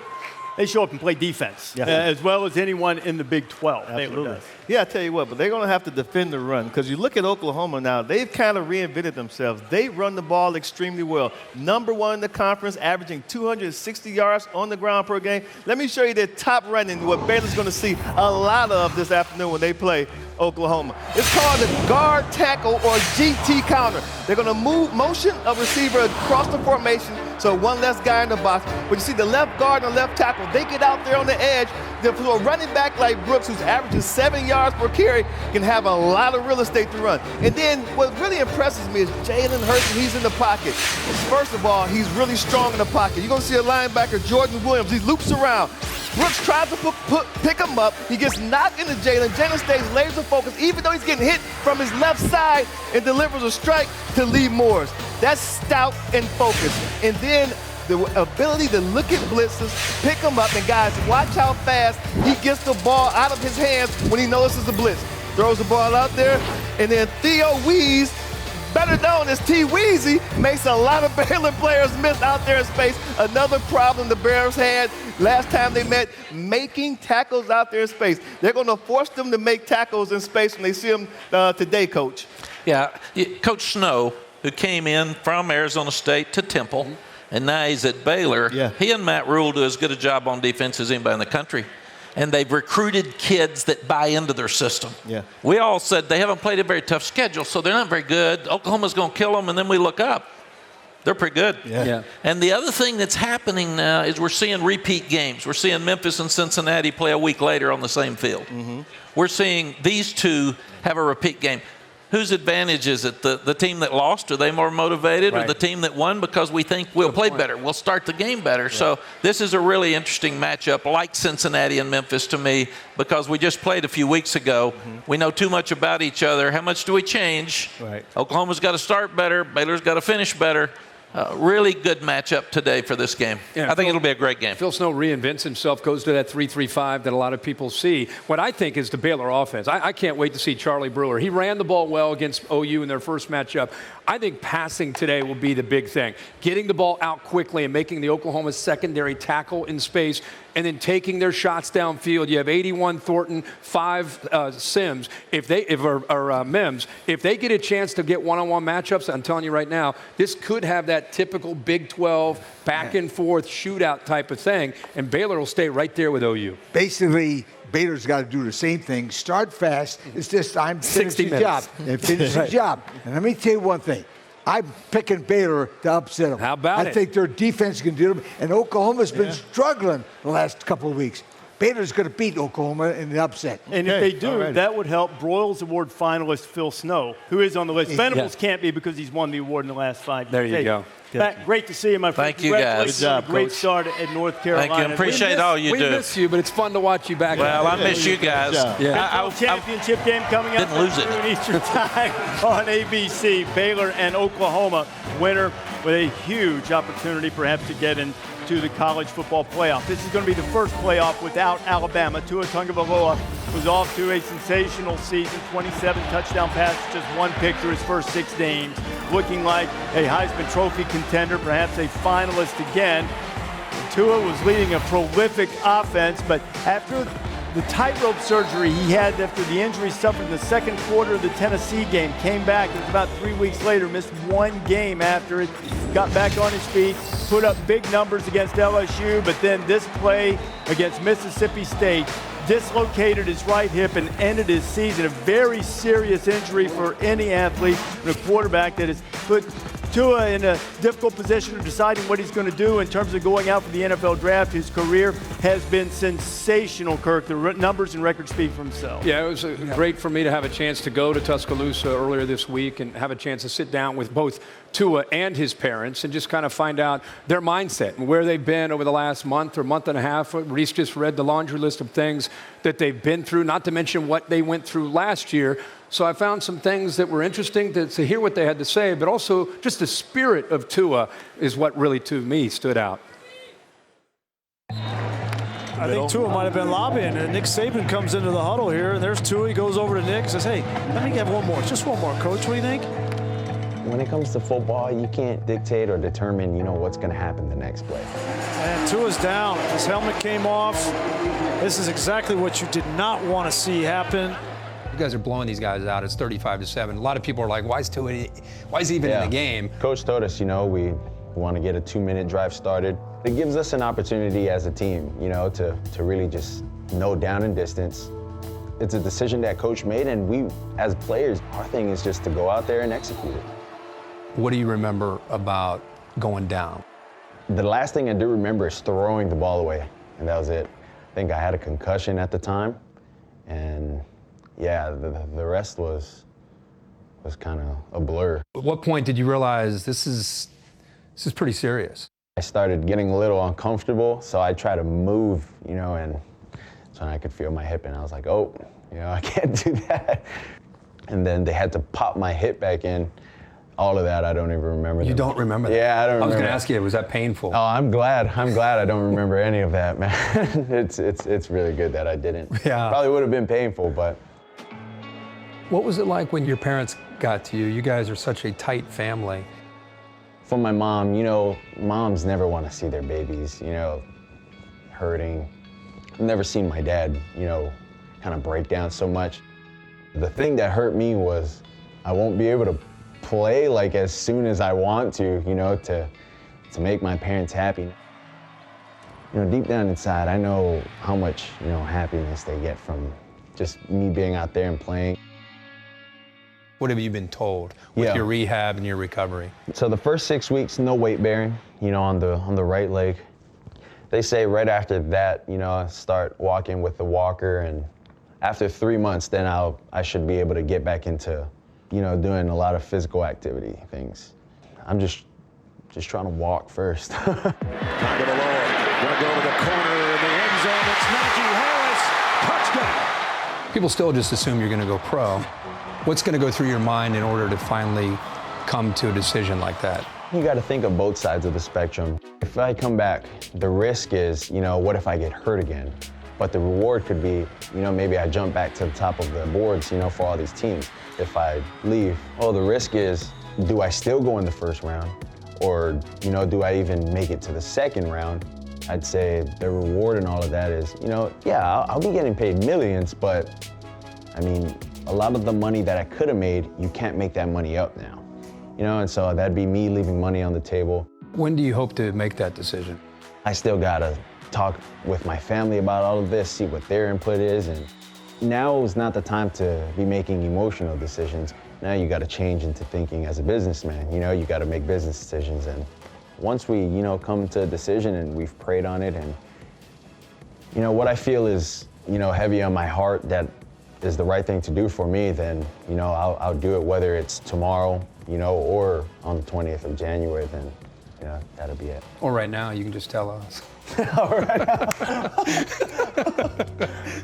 All right, good stuff. Got to the bottom of that NFL. You know, it was a very, very long talk I had with he and his parents. Very emotional. The spirit of Tua, as I said, is what really separates him from almost any player that I've covered. And I think that this young man, I think he's very serious when it comes to what his future is. It's not just a foregone conclusion. In fact, he talked about sitting down and having a chance to sit down with some of his teammates. Let me tell you, Tua represents what a college athlete should be like on and off the field. That's a great human being. Yeah, we wish him the best in his recovery for sure. Mel Kiper still has him ranked very highly among the top quarterback prospects there, just behind Joe Burrow.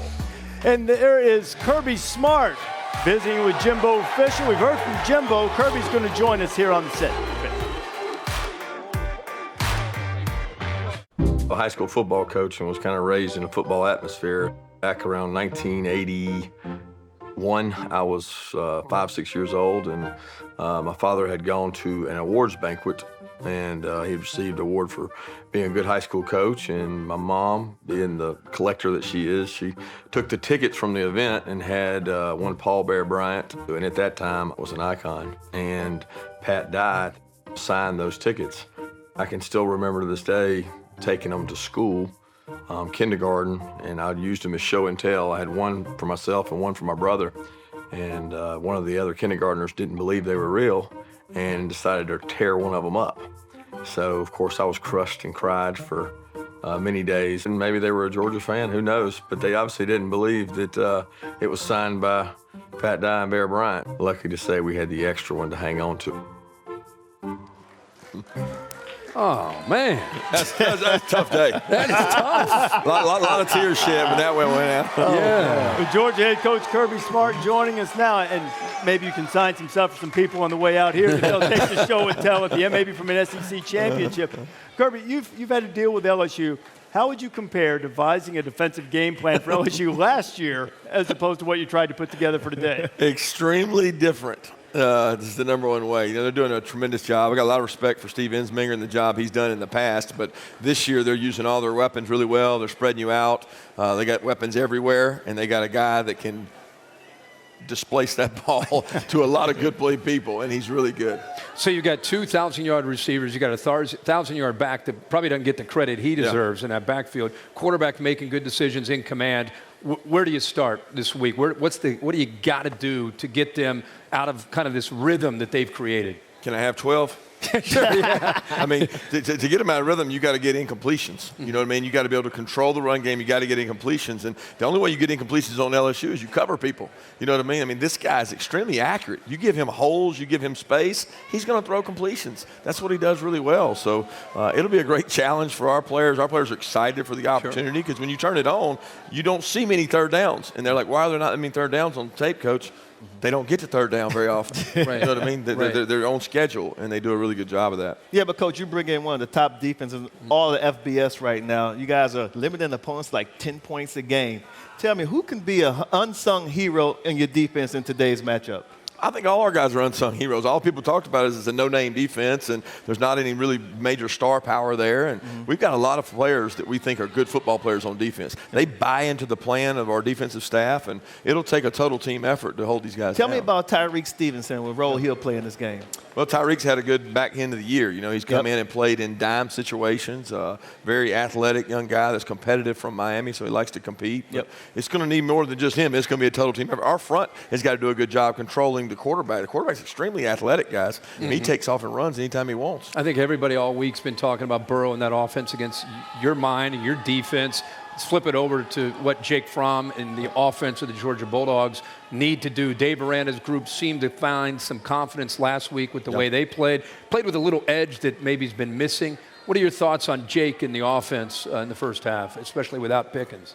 Well, the big thing is staying on schedule for us. We're 1st and 10. We cannot play the game in 3rd and long. We've had a couple games recently where we've had to convert a lot of 3rd and longs. Well, how do you do that? You mix it up. You change it up. You got to be able to run the ball some. You got to be able to throw it. We got to use the weapons we have. We've got certain tools that we can use. We got to use those guys well and get ourselves in an advantageous position. On the subject of weapons, how would you describe DeAndre Swift and how healthy he is going into this game?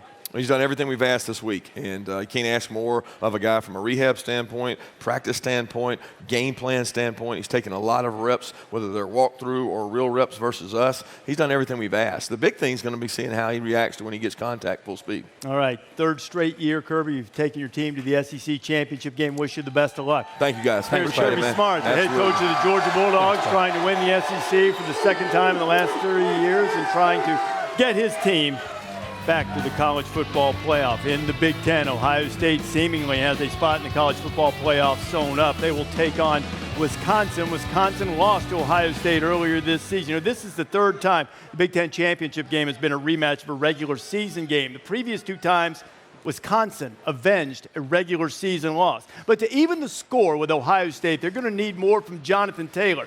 Taylor's about 100 yards or so away from being fifth on the all-time rushing list in the history of college football.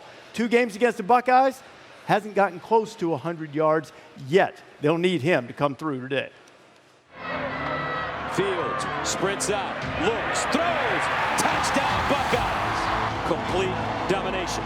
I just think that when you beat somebody, they're even more motivated. You know, they see themselves failing on film, and they're more motivated to win. They know what we have, and we know what they have. It's exciting because you get another shot at them, and you get to test your chance again. It's hard to beat a team twice. They hand it to Taylor, trying to get around the corner, and he will not. JT, he gonna be hungry.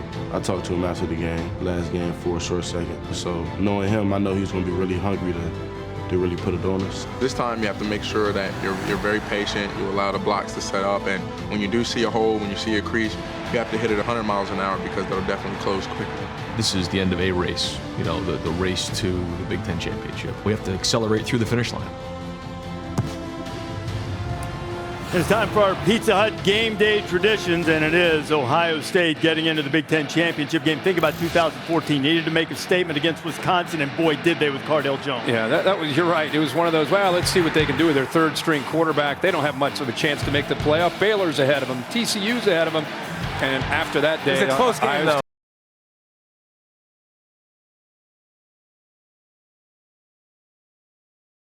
Throw the ball down the middle of the field. Throw it to the outside. Devin Smith out there, 59-0 on the Buckeyes. As Kirk said, went on to win the national championship. 2017, Ohio State and Wisconsin again. J.T. Barrett to Paris Campbell. He'd go 57. You know, that's an example of Championship Saturday. They went into that game in pole position, but didn't look good beating Wisconsin and opened the door for Alabama, who didn't even go to Atlanta to play in the SEC Championship. Now, you see, Wisconsin was driving for the go-ahead score, and Ohio State stopped them, but they didn't make the playoff. And last year against Northwestern, again, really needing to be overwhelming, and Wayne Haskins finds Chris Olave for 29 yards. And this game got close in the second half. Again, it was a situation where Ohio State, the final margin was 45-24. That was probably enough, but another Big Ten championship, but it wasn't enough to get them into the playoff. They seem to have taken care of all of that this year, largely thanks to this gentleman, Chase Young. Look at what he has done against Wisconsin in the regular season match. Gene Wojciechowski joins us now. He's the top game plan wrecker in all of college football, Gino. Reese, you know, Devon Hamilton, the fifth-year senior defensive tackle at Ohio State, played with both Nick and Joey Bosa at OSU. Those guys, of course, were top 3 picks in recent NFL drafts. But Hamilton says, as great as the Bosas were, the most explosive, the most disruptive player he's ever seen is that guy, Chase Young. Don't believe him? Watch the game film, because the game film don't lie.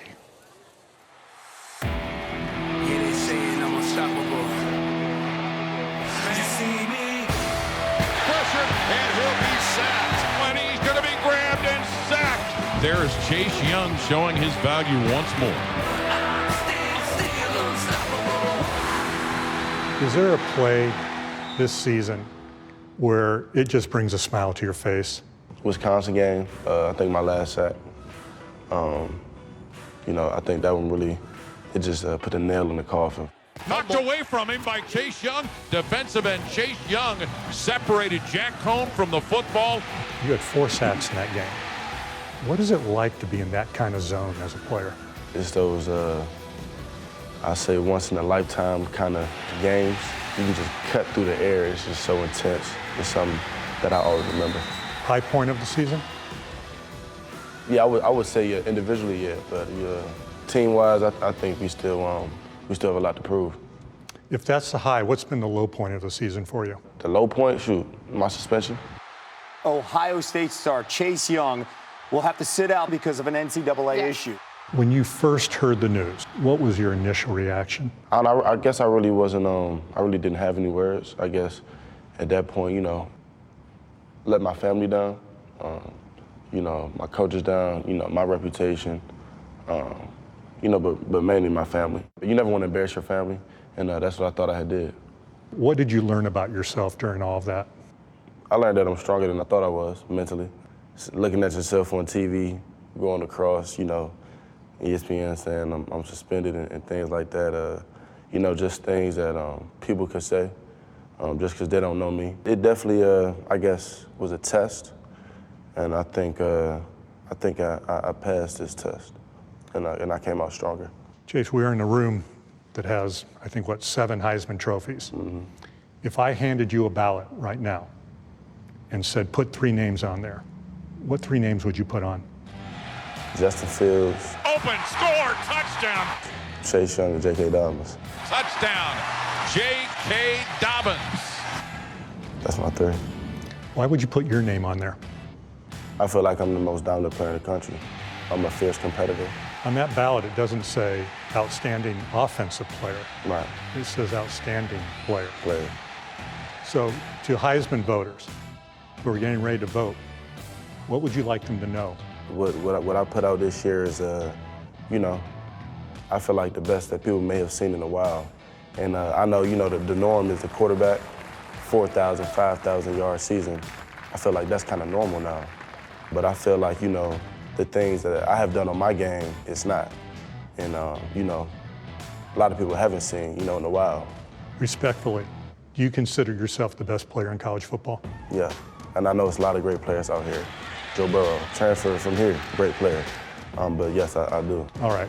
What advice would you give to someone who has to try to block you? I would say, only thing I really can say is just like I'm gonna do my best, you do your best, and on that given day, the best man will win. Good luck. I talked to a top 25 head coach this week whose team faced Chase Young in Ohio State earlier this season.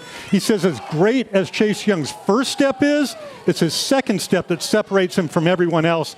And Reese, when you talk to Chase Young, he is paying attention to the smallest detail. He says he listens, not watches, listens to YouTube games of opposing quarterbacks so he can pick up their cadence and their snap count.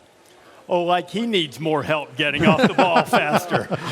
That's a quarterback nightmare right there. A great pass rusher you were when you played. You have to have great appreciation for what 2 on defense does for the Bucs. He's the best guy I've seen coming off the end since I covered this sport. And what Gene said was very important. A lot of people have great first steps, but he's fast all the time. He's fast with his first step, his second step, his third step. He wears number 2. He's like a wide receiver, but he's 6'5", 260. So, I mean, good luck. But listen, Chase Young gets a lot of the headlines, but that defensive line is really good. That secondary is really good for Ohio State. So it's not just him, but it starts with him. Nobody else has him in the country.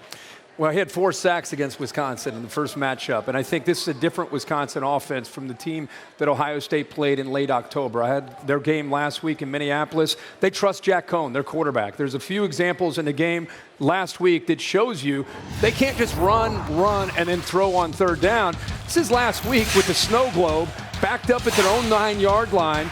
They get Cephas, their top receiver, use that motion. They get him one-on-one, and instead of just running and being conservative, an aggressive approach. They throw it, perfectly thrown ball by Cohn over that outside shoulder that gives Cephas the nice catch and first down.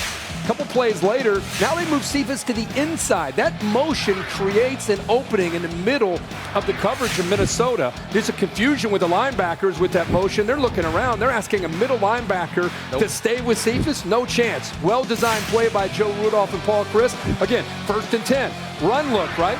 Looks like they're running the same old Jonathan Taylor counter play. Instead, a little wrinkle on 1st and 10. They get those linemen downfield. Look at the big fella trying to get a block. And that's a touchdown. When you run a conservative attack These things are great difference makers. And then on third down, you know the blitz is coming. You know the pressure's coming. Man to man. They don't tip their hand. Nice job of the quarterback. Nice job of the lineman. And in the back, Roshek, of not showing the screen. And they're able to get big yards there on a third down, which they'll have to do tonight against Ohio State. So, to me, Joe Rudolph, the play caller, and Paul Chris, they know this.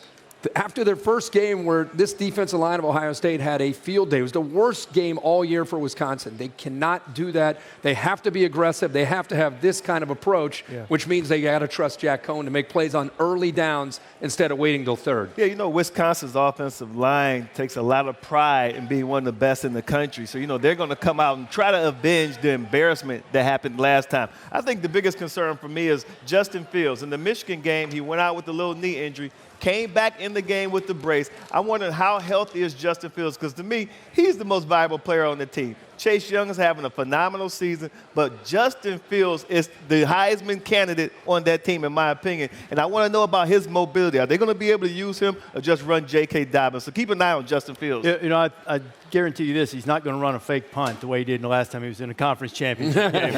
No, that won't be happening. If they were paying attention. Going to wake him up. Bear, you got a feel there on Wisconsin, Ohio State? You saw that game a couple of years ago. Wisconsin was badly outmanned in that game. It somehow they hung around. They've had a tendencies in these conference title games and bowl games when they were an underdog and not really expected to do much to hang around. I mean, they're clearly outmanned. But remember, that first game was 10-7 in the third quarter. Sure was. Ohio State. It wouldn't surprise me if that game was close tonight. Close call. What about App State today? 6.5. And this is the second straight year they met in the title game. During the regular season, it was a 17-7 game. But I think Levi Lewis, the quarterback for Louisiana, has improved as a passer throughout the year, getting points on the road. That was, 10-7 at home, late score to make it 17-7. Louisiana's offense hasn't really gotten going against App State in recent years. But I think today, with the improvement of Lewis on the road as a small underdog, I don't know if they can win outright, but I'll take the dog there. Hey, should have asked him about App State when Mac was up here. Mac played against App State. And lost to App State. Yeah, that's right. They sure did. They've lost one game all year. They might be sitting there looking at that New Year's Six spot. Both those guys, too, the head coaches, Billy Napier, Eli Drinkwitz. Big name. Not too long away that we're going to be talking about them getting the call up. You're right. Like some of them have. Aerial coverage provided by Goodyear. Best part of every kickoff is the drive. That comes next. Go further with Goodyear, which is more driven. All right, it's upcoming Tuesday. National Football Foundation College Hall of Fame will be inducting that 2019 class. In this class, Vince Young, Jake Plummer, also being inducted as an honorary member, the Goodyear Blimp. Been all over college football over the years. You see the class there that will be celebrated as a Hall of Famer. Noon Eastern Time on ABC, the Big 12 championship game. This is the Stay Alive game. Charlie Brewer, dual threat guy, junior, been around, has Baylor in the conference title game against OU. Yeah, plays with a real chip on his shoulder, had a great first half. We've been talking all morning, the importance of trying to match the numbers of Jalen Hurts, what he can do running the ball today for Oklahoma. Give me an over-under rushes for Jalen Hurts. What's that? Rushes for Jalen Hurts today. A lot of rushes, a lot of running. Averaging about 22, 23 the last few weeks. You know, if he gets 73 yards, he'll set the Oklahoma single-season record for rushing yards for a quarterback. That's amazing. Wheels up, bringing our celebrity guest picker, the Grammy Award winner, Zach Brown, going to join us here. Pick with LC, see if the headgear goes with the Bayou Bengals, or will it go with UGA? Georgia and LSU will meet for the SEC title. Kirk's going to break down that Baylor offense and see what they're going to be able to do against Oklahoma. Can they avenge that regular season demo day in Waco? And the Georgia defense against the LSU offense. Talked about it a lot. What will be key when these two square off? I got some good friends that live down the street. I got everything I need and nothing that I don't. Oh no. What is your mindset today? 60 minutes, everything you got. 72 lifts, 55 conditionings. All that for this.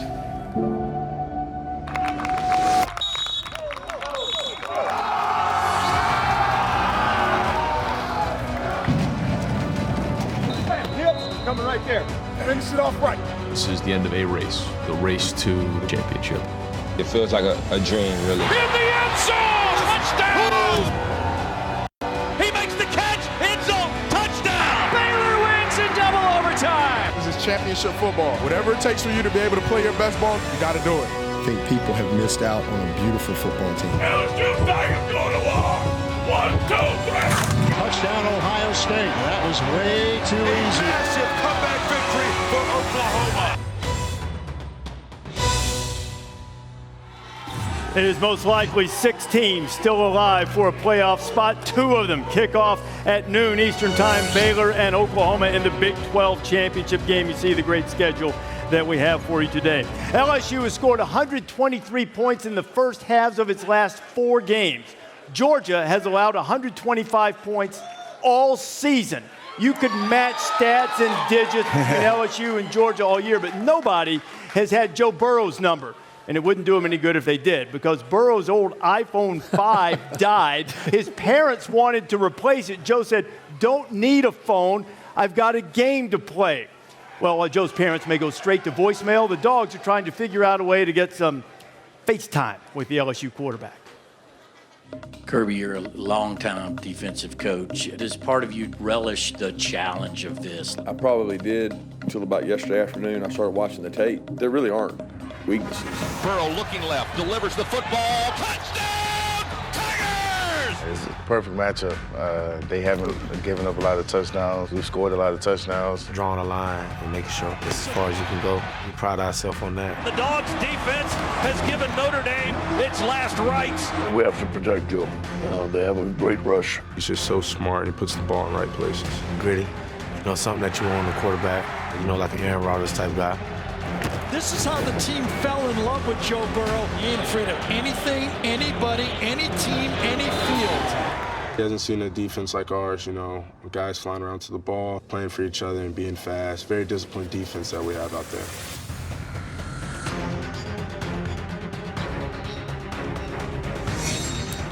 You see what Georgia has done when the Bulldogs have been an underdog, and the Dogs have fared quite well, at least against the spread and most times in the games themselves. This Bulldog defense hasn't allowed more than 20 points in a game this year. Yeah. They haven't given up 300 yards passing or 3 passing touchdowns.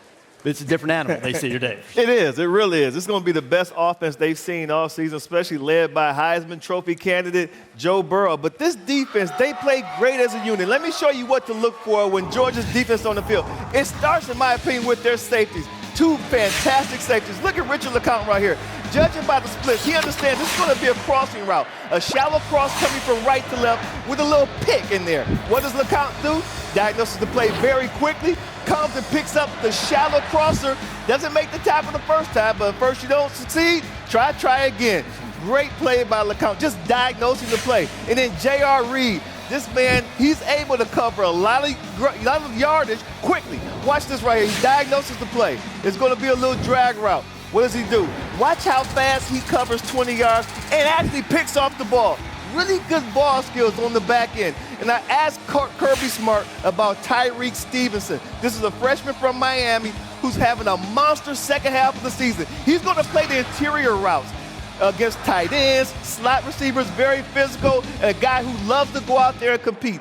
Their secondary is going to be challenged today like they haven't been challenged all season long, but I think they're up to the challenge. If they're going to pull off the upset, Kirk, it starts with their secondary. Yeah, without a doubt. We've talked all week about how we can't wait to see that defense against Burrow and those receivers. But if you flip it around, we talked a lot about Jake Fromm. But I'm telling you, this LSU defense, they're tired of being ridiculed. Everybody's questioning him. Everybody talks about Burrow and says, yeah, but that defense. Last week, they found their swagger. Playing against Texas A&M, held them to 169 yards, had 6 sacks and 3 interceptions. And I think it starts in the middle today against DeAndre Swift. Tyler Shelvin. This dude is 6'3", 350 pounds. He's got to eat up space, free the linebackers like Patrick Queen. Let him make plays against Swift. What else do you have to do against a run of Swift? Swift is dangerous cutting to the backside. The safeties, Jacoby Stevens, Grant Delpit, who, by the way, is close to 100% now. They've got to play outstanding in space, not let Swift have those cutbacks.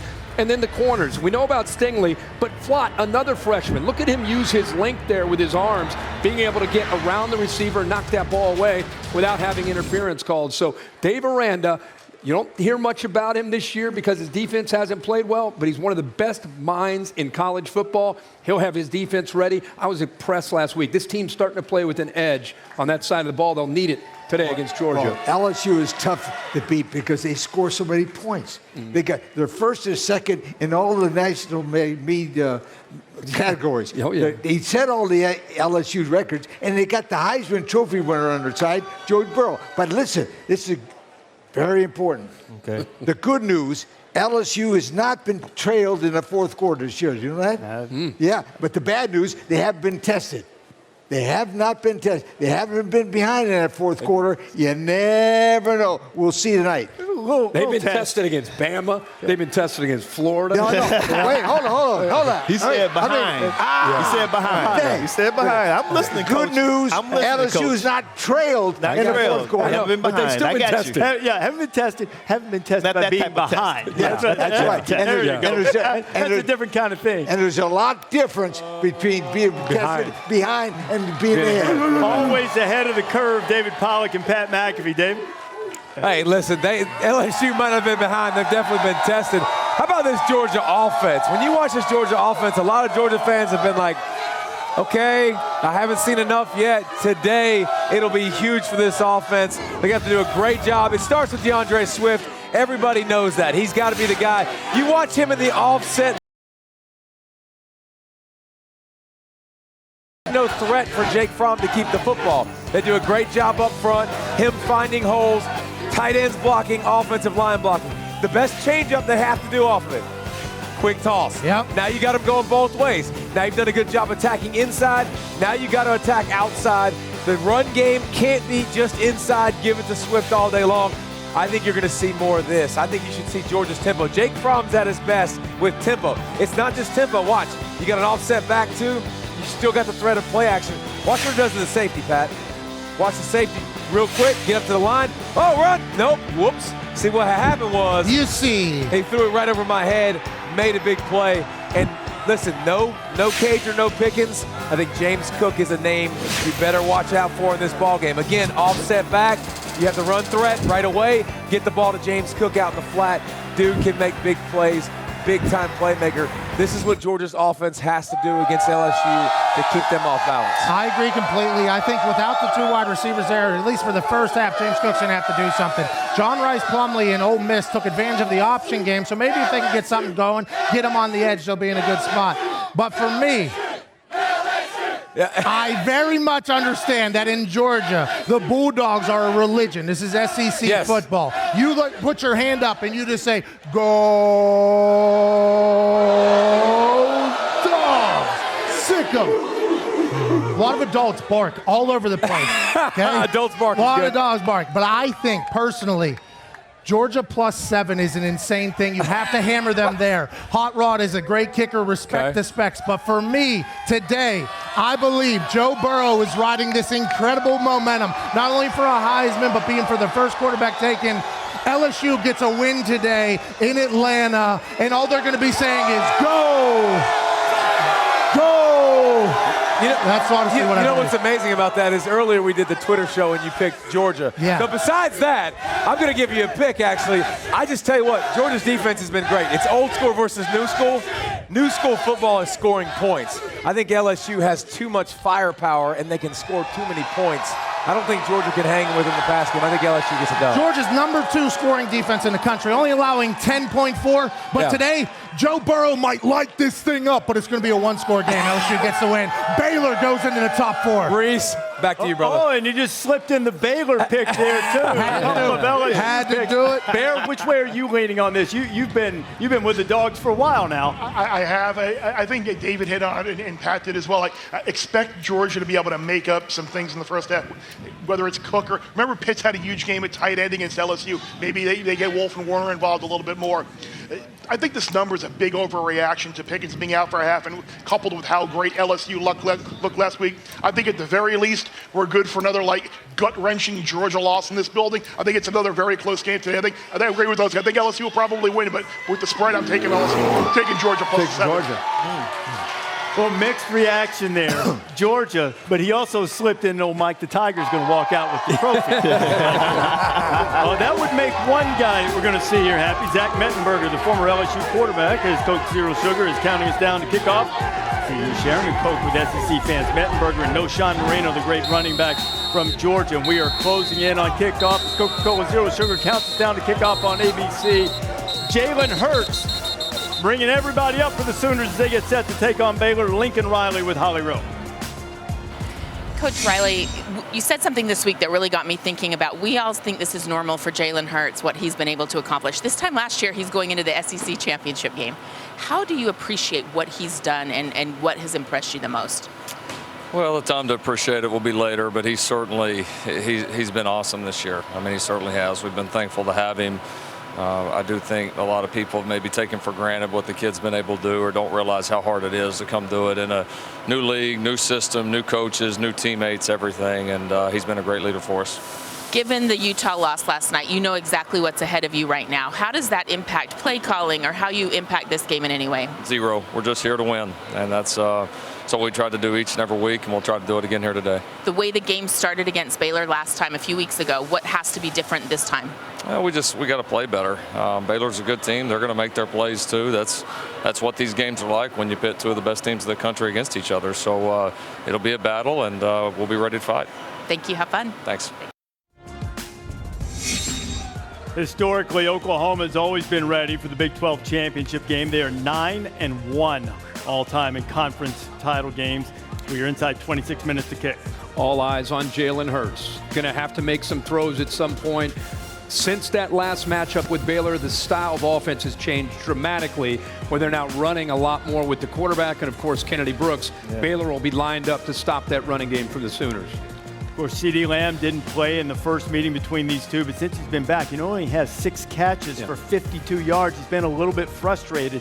See if Baylor can keep that frustration going for CeeDee. And I think the style of defense as they'll play, he's going to get one-on-one opportunities. Yeah, because they're going to have to try to stop the run. But how about that man right there, James Lynch? You know, we talked about Chase Young earlier. That guy right there can wreck an offensive game playing himself, too. Played outstanding the last time. He's going to have to play even better this time. Pass rush has been a big thing. Remember when we were in Waco, I think Pollock talked about how they just torpedo at the ball carrier. They were swarming until they sort of ran out of gas because Oklahoma had better than 41 minutes time of possession. Baylor's going to have to take care of the ball a little bit. Championship game picks coming up. Will we see a live animal on the set? I hope so. You're going to bring somebody? John Goodman. There we go. Well, Goodman set the stage for the celebrity. He's still at the top.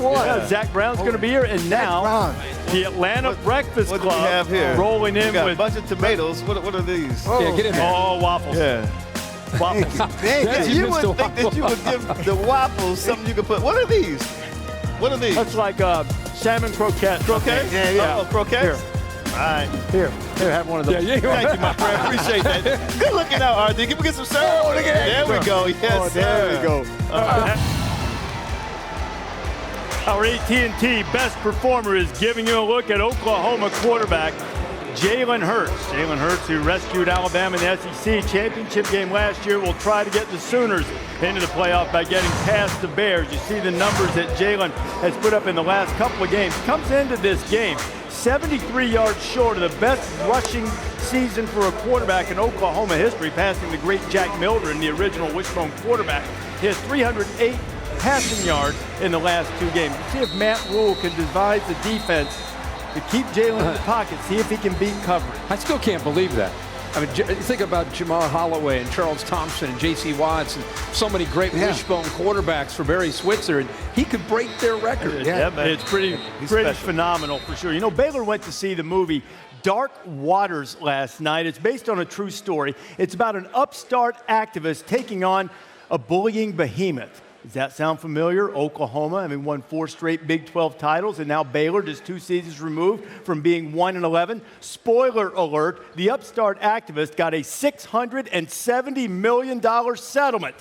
Now to see if Baylor can similarly strike it rich. Did this without CeeDee Lamb. A 25, however many point comeback without CeeDee Lamb. That speaks for itself. We saw that night.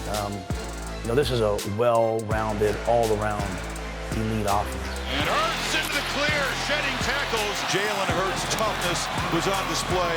It can hurt you as well, just with quarterback design runs, and that kind of puts the defense in a bind. We got to have all 11 guys flying to the football every time, especially when he's running the ball. We got to get there. They come after Jalen on first down, and they've sacked him. See them, they have a swagger about themselves. Their defensive players improve. A great team like that won't let the same thing happen again. We know we're a really good team. We have confidence to go play with anybody, and I feel like we'll do that this Saturday.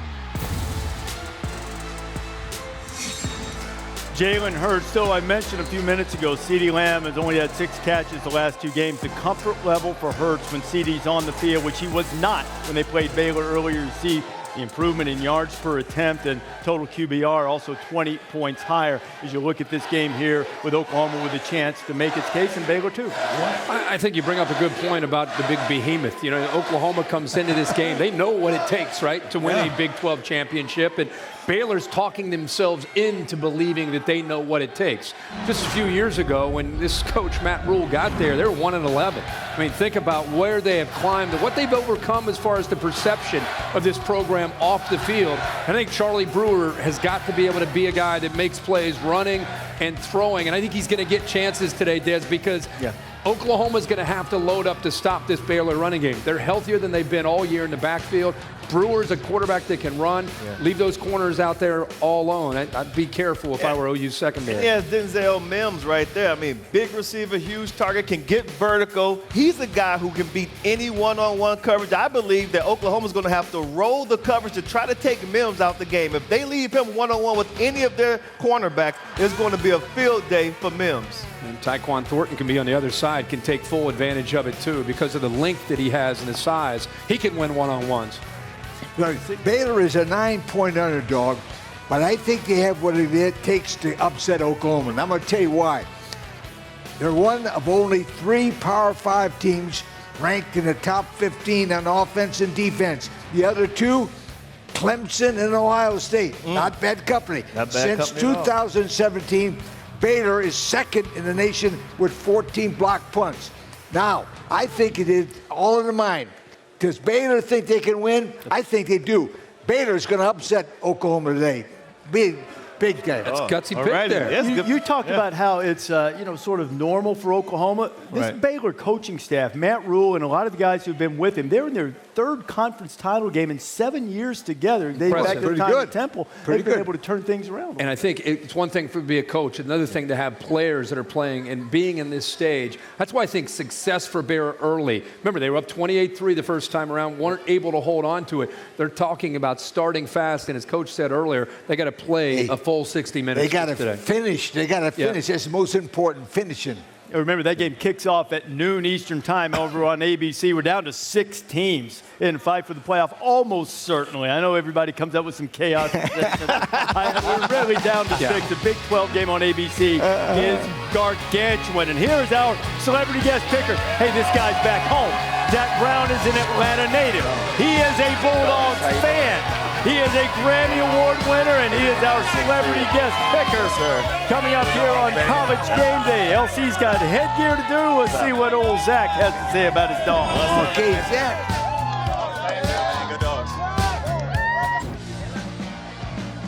College Game Day is built by the Home Depot. How doers get more done. And in part by AT&T. And Coca-Cola. Share the magic this season with an ice-cold Coca-Cola. Enjoy the holidays. Enjoy Coca-Cola. Crowd continues to swell here in Atlanta. Sign of the SEC Championship game. Aerial coverage provided by Goodyear. The best part of every kickoff is the drive that comes next. Go further with Goodyear. More driven. The Superdog standings, and much like Ohio State, LSU, and Clemson, Lee Corso has clinched a spot. As Zach Brown, the Grammy Award winner, joins us here for the changing of the Superdog champion guard. As a 2-time defending champ, it's now time for me to hand over the trophy that I've had this on my desk for 2 years, but it's yours. It's yours now. How long have you had it? For 2 years. Oh, man. Yeah. On behalf of myself and my research specialist. Yeah. Which is I want to thank you. You want to lift it up?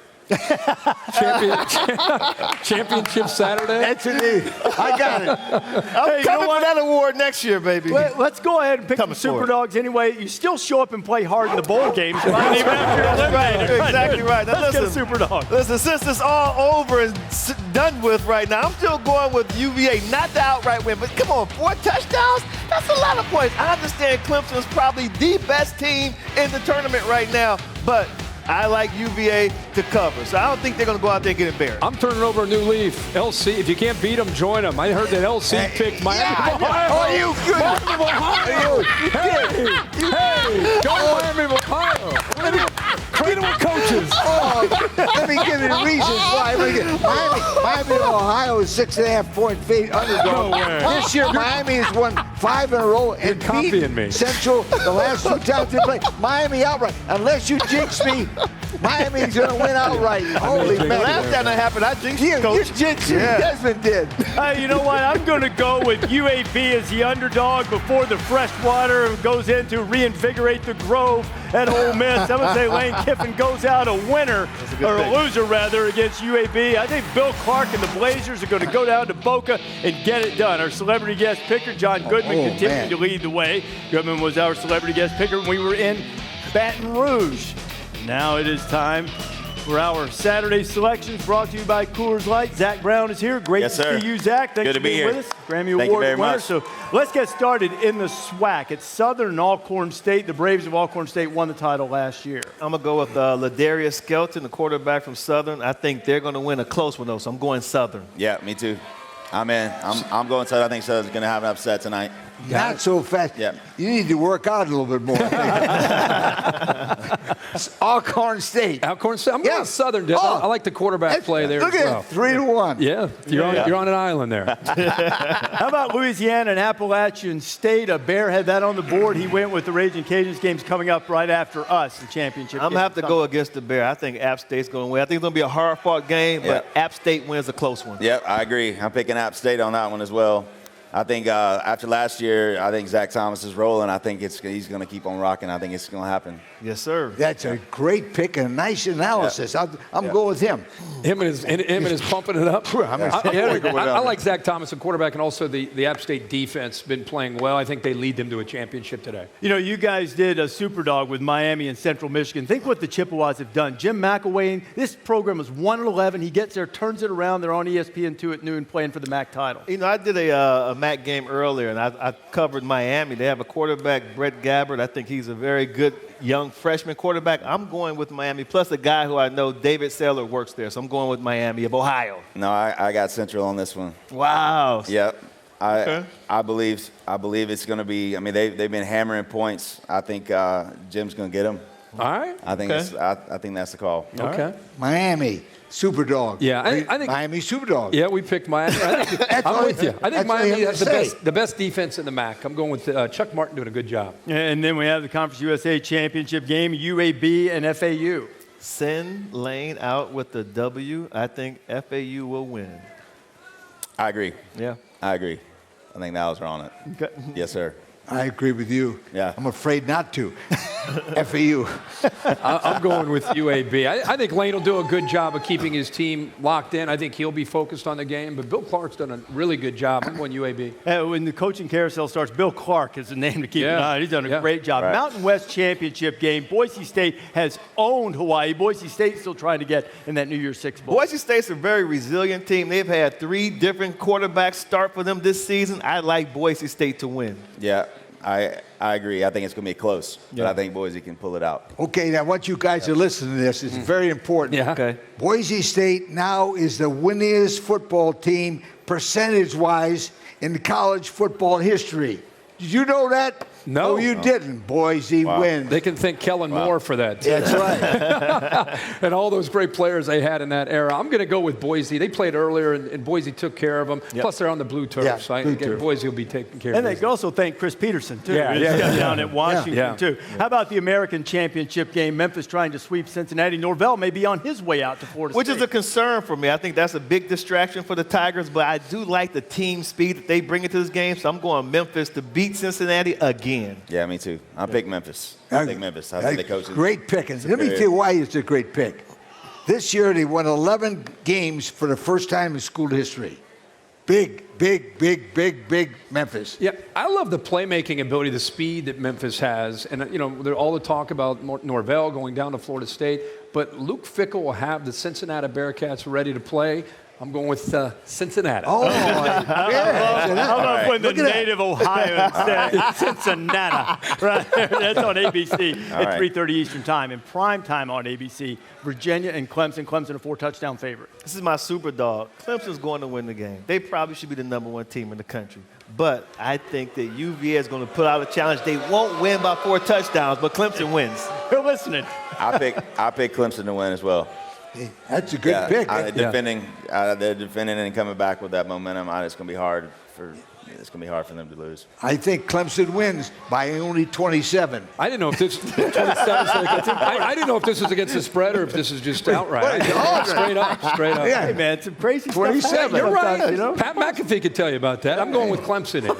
Dude, that was a little jab right there. No, I'm just saying. They got shocked. Big Ten championship game. Wisconsin thinking Rose Bowl if they can avenge the loss to Ohio State. Let's see if Wisconsin learned anything from the first meeting when Chase Young just dominated their offense. I think that Ohio State wins, and Ohio State wins big. Yeah, Fields. I'm pulling for Fields. Georgia transfer, and they're having an amazing year. Him and Chase together is going to be hard to beat. Man, they're playing ball. It's fun to watch. That's a great pick by you. And I say this again: Ohio State is the best football team I've seen this year. Ohio State. So what? Yeah, so what? Ohio State's the most complete team in the country, but this could be an interesting game for them because it's the second time around. Paul Chryst will have his team prepared. They trust Jack Cohn to throw it more. I see this competitive for a half, and then the speed and athletic ability of Ohio State pulls away. The Buckeyes win and lock themselves into the playoff as Big Ten champs. All right, and just minutes away from what might end up being a de facto quarterfinal, Baylor and Oklahoma for the Big 12 championship. Tell you what, this Baylor team has been one of the best stories this year until they ran into Oklahoma. Yeah. And they squandered a 25-point lead at home. Mentally, where are the Bears now coming out there for this game? I think the Oklahoma Sooners is going to win a close game against the Baylor Bears. Yeah, I'm picking this one to be the upset. I think Baylor's going to beat them. Yeah. I think they got the momentum. I think they got the momentum. That's what it's going to be hard. Jalen's bad. I mean, I get it. But yeah, I'm picking this is my upset. This is my super dog. Big one. Super dog. That's a great pick. This time they're only playing the first half. I'm going with Baylor upset Oklahoma after the first half. Look at the green down there. Yeah, he knows what he's doing. I'm going OU. I think OU was, you get CeeDee Lamb back, Jalen Hurts running. It's going to be a really, really close game. Yeah. But I give the Sooners the edge. Yeah. And then the headliner here in Atlanta, LSU and Georgia. Georgia knows it has to win if it wants to get in the college football playoff. LSU thinking #1 seed. 4th time they've met on this stage. The previous 3 all decided by at least 20 points. And this stage, by itself, huge enough. It's an incredible atmosphere. It's what you come to college football for. It's kind of everything you dream of, everything you want it to be, as a kid. Every year we've seen great teams like Alabama and Georgia play for it.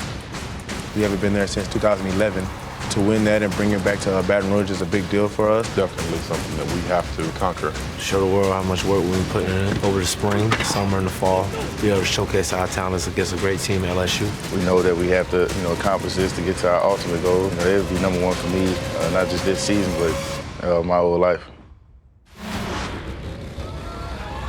Time has come, gentlemen. Desmond, will we have 2 SEC teams in the playoff, or does LSU stay perfect? RD, this is tough for me because coming into the season, I said Georgia's going to win the SEC. But now you have George Pickens has to miss the first half. Cage was missing the whole game. Swift was banged up. I don't know if they're going to have enough offense to go out there and really compete with LSU. So I got to pick the Tigers in a close one. Kirk, what do you say?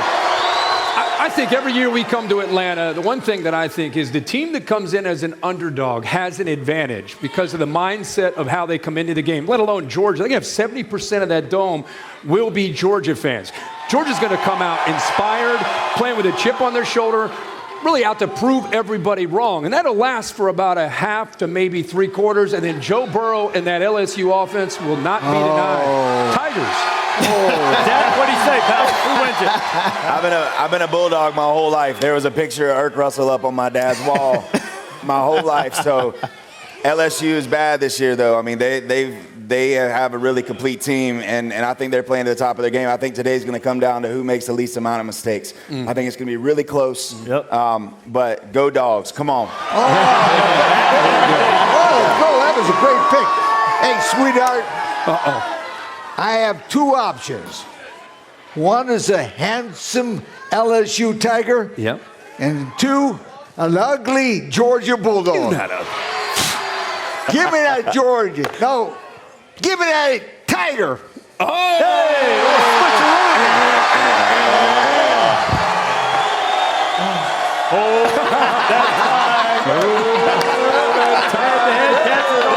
Mike delighted with the pick. How's he doing? And Zach, thanks a lot for being here. It's a great Zach Brown, Grammy Award winner. The Bears got Georgia in the points. Playoff is just around the corner. Enjoy your championship Saturday. That was beautiful.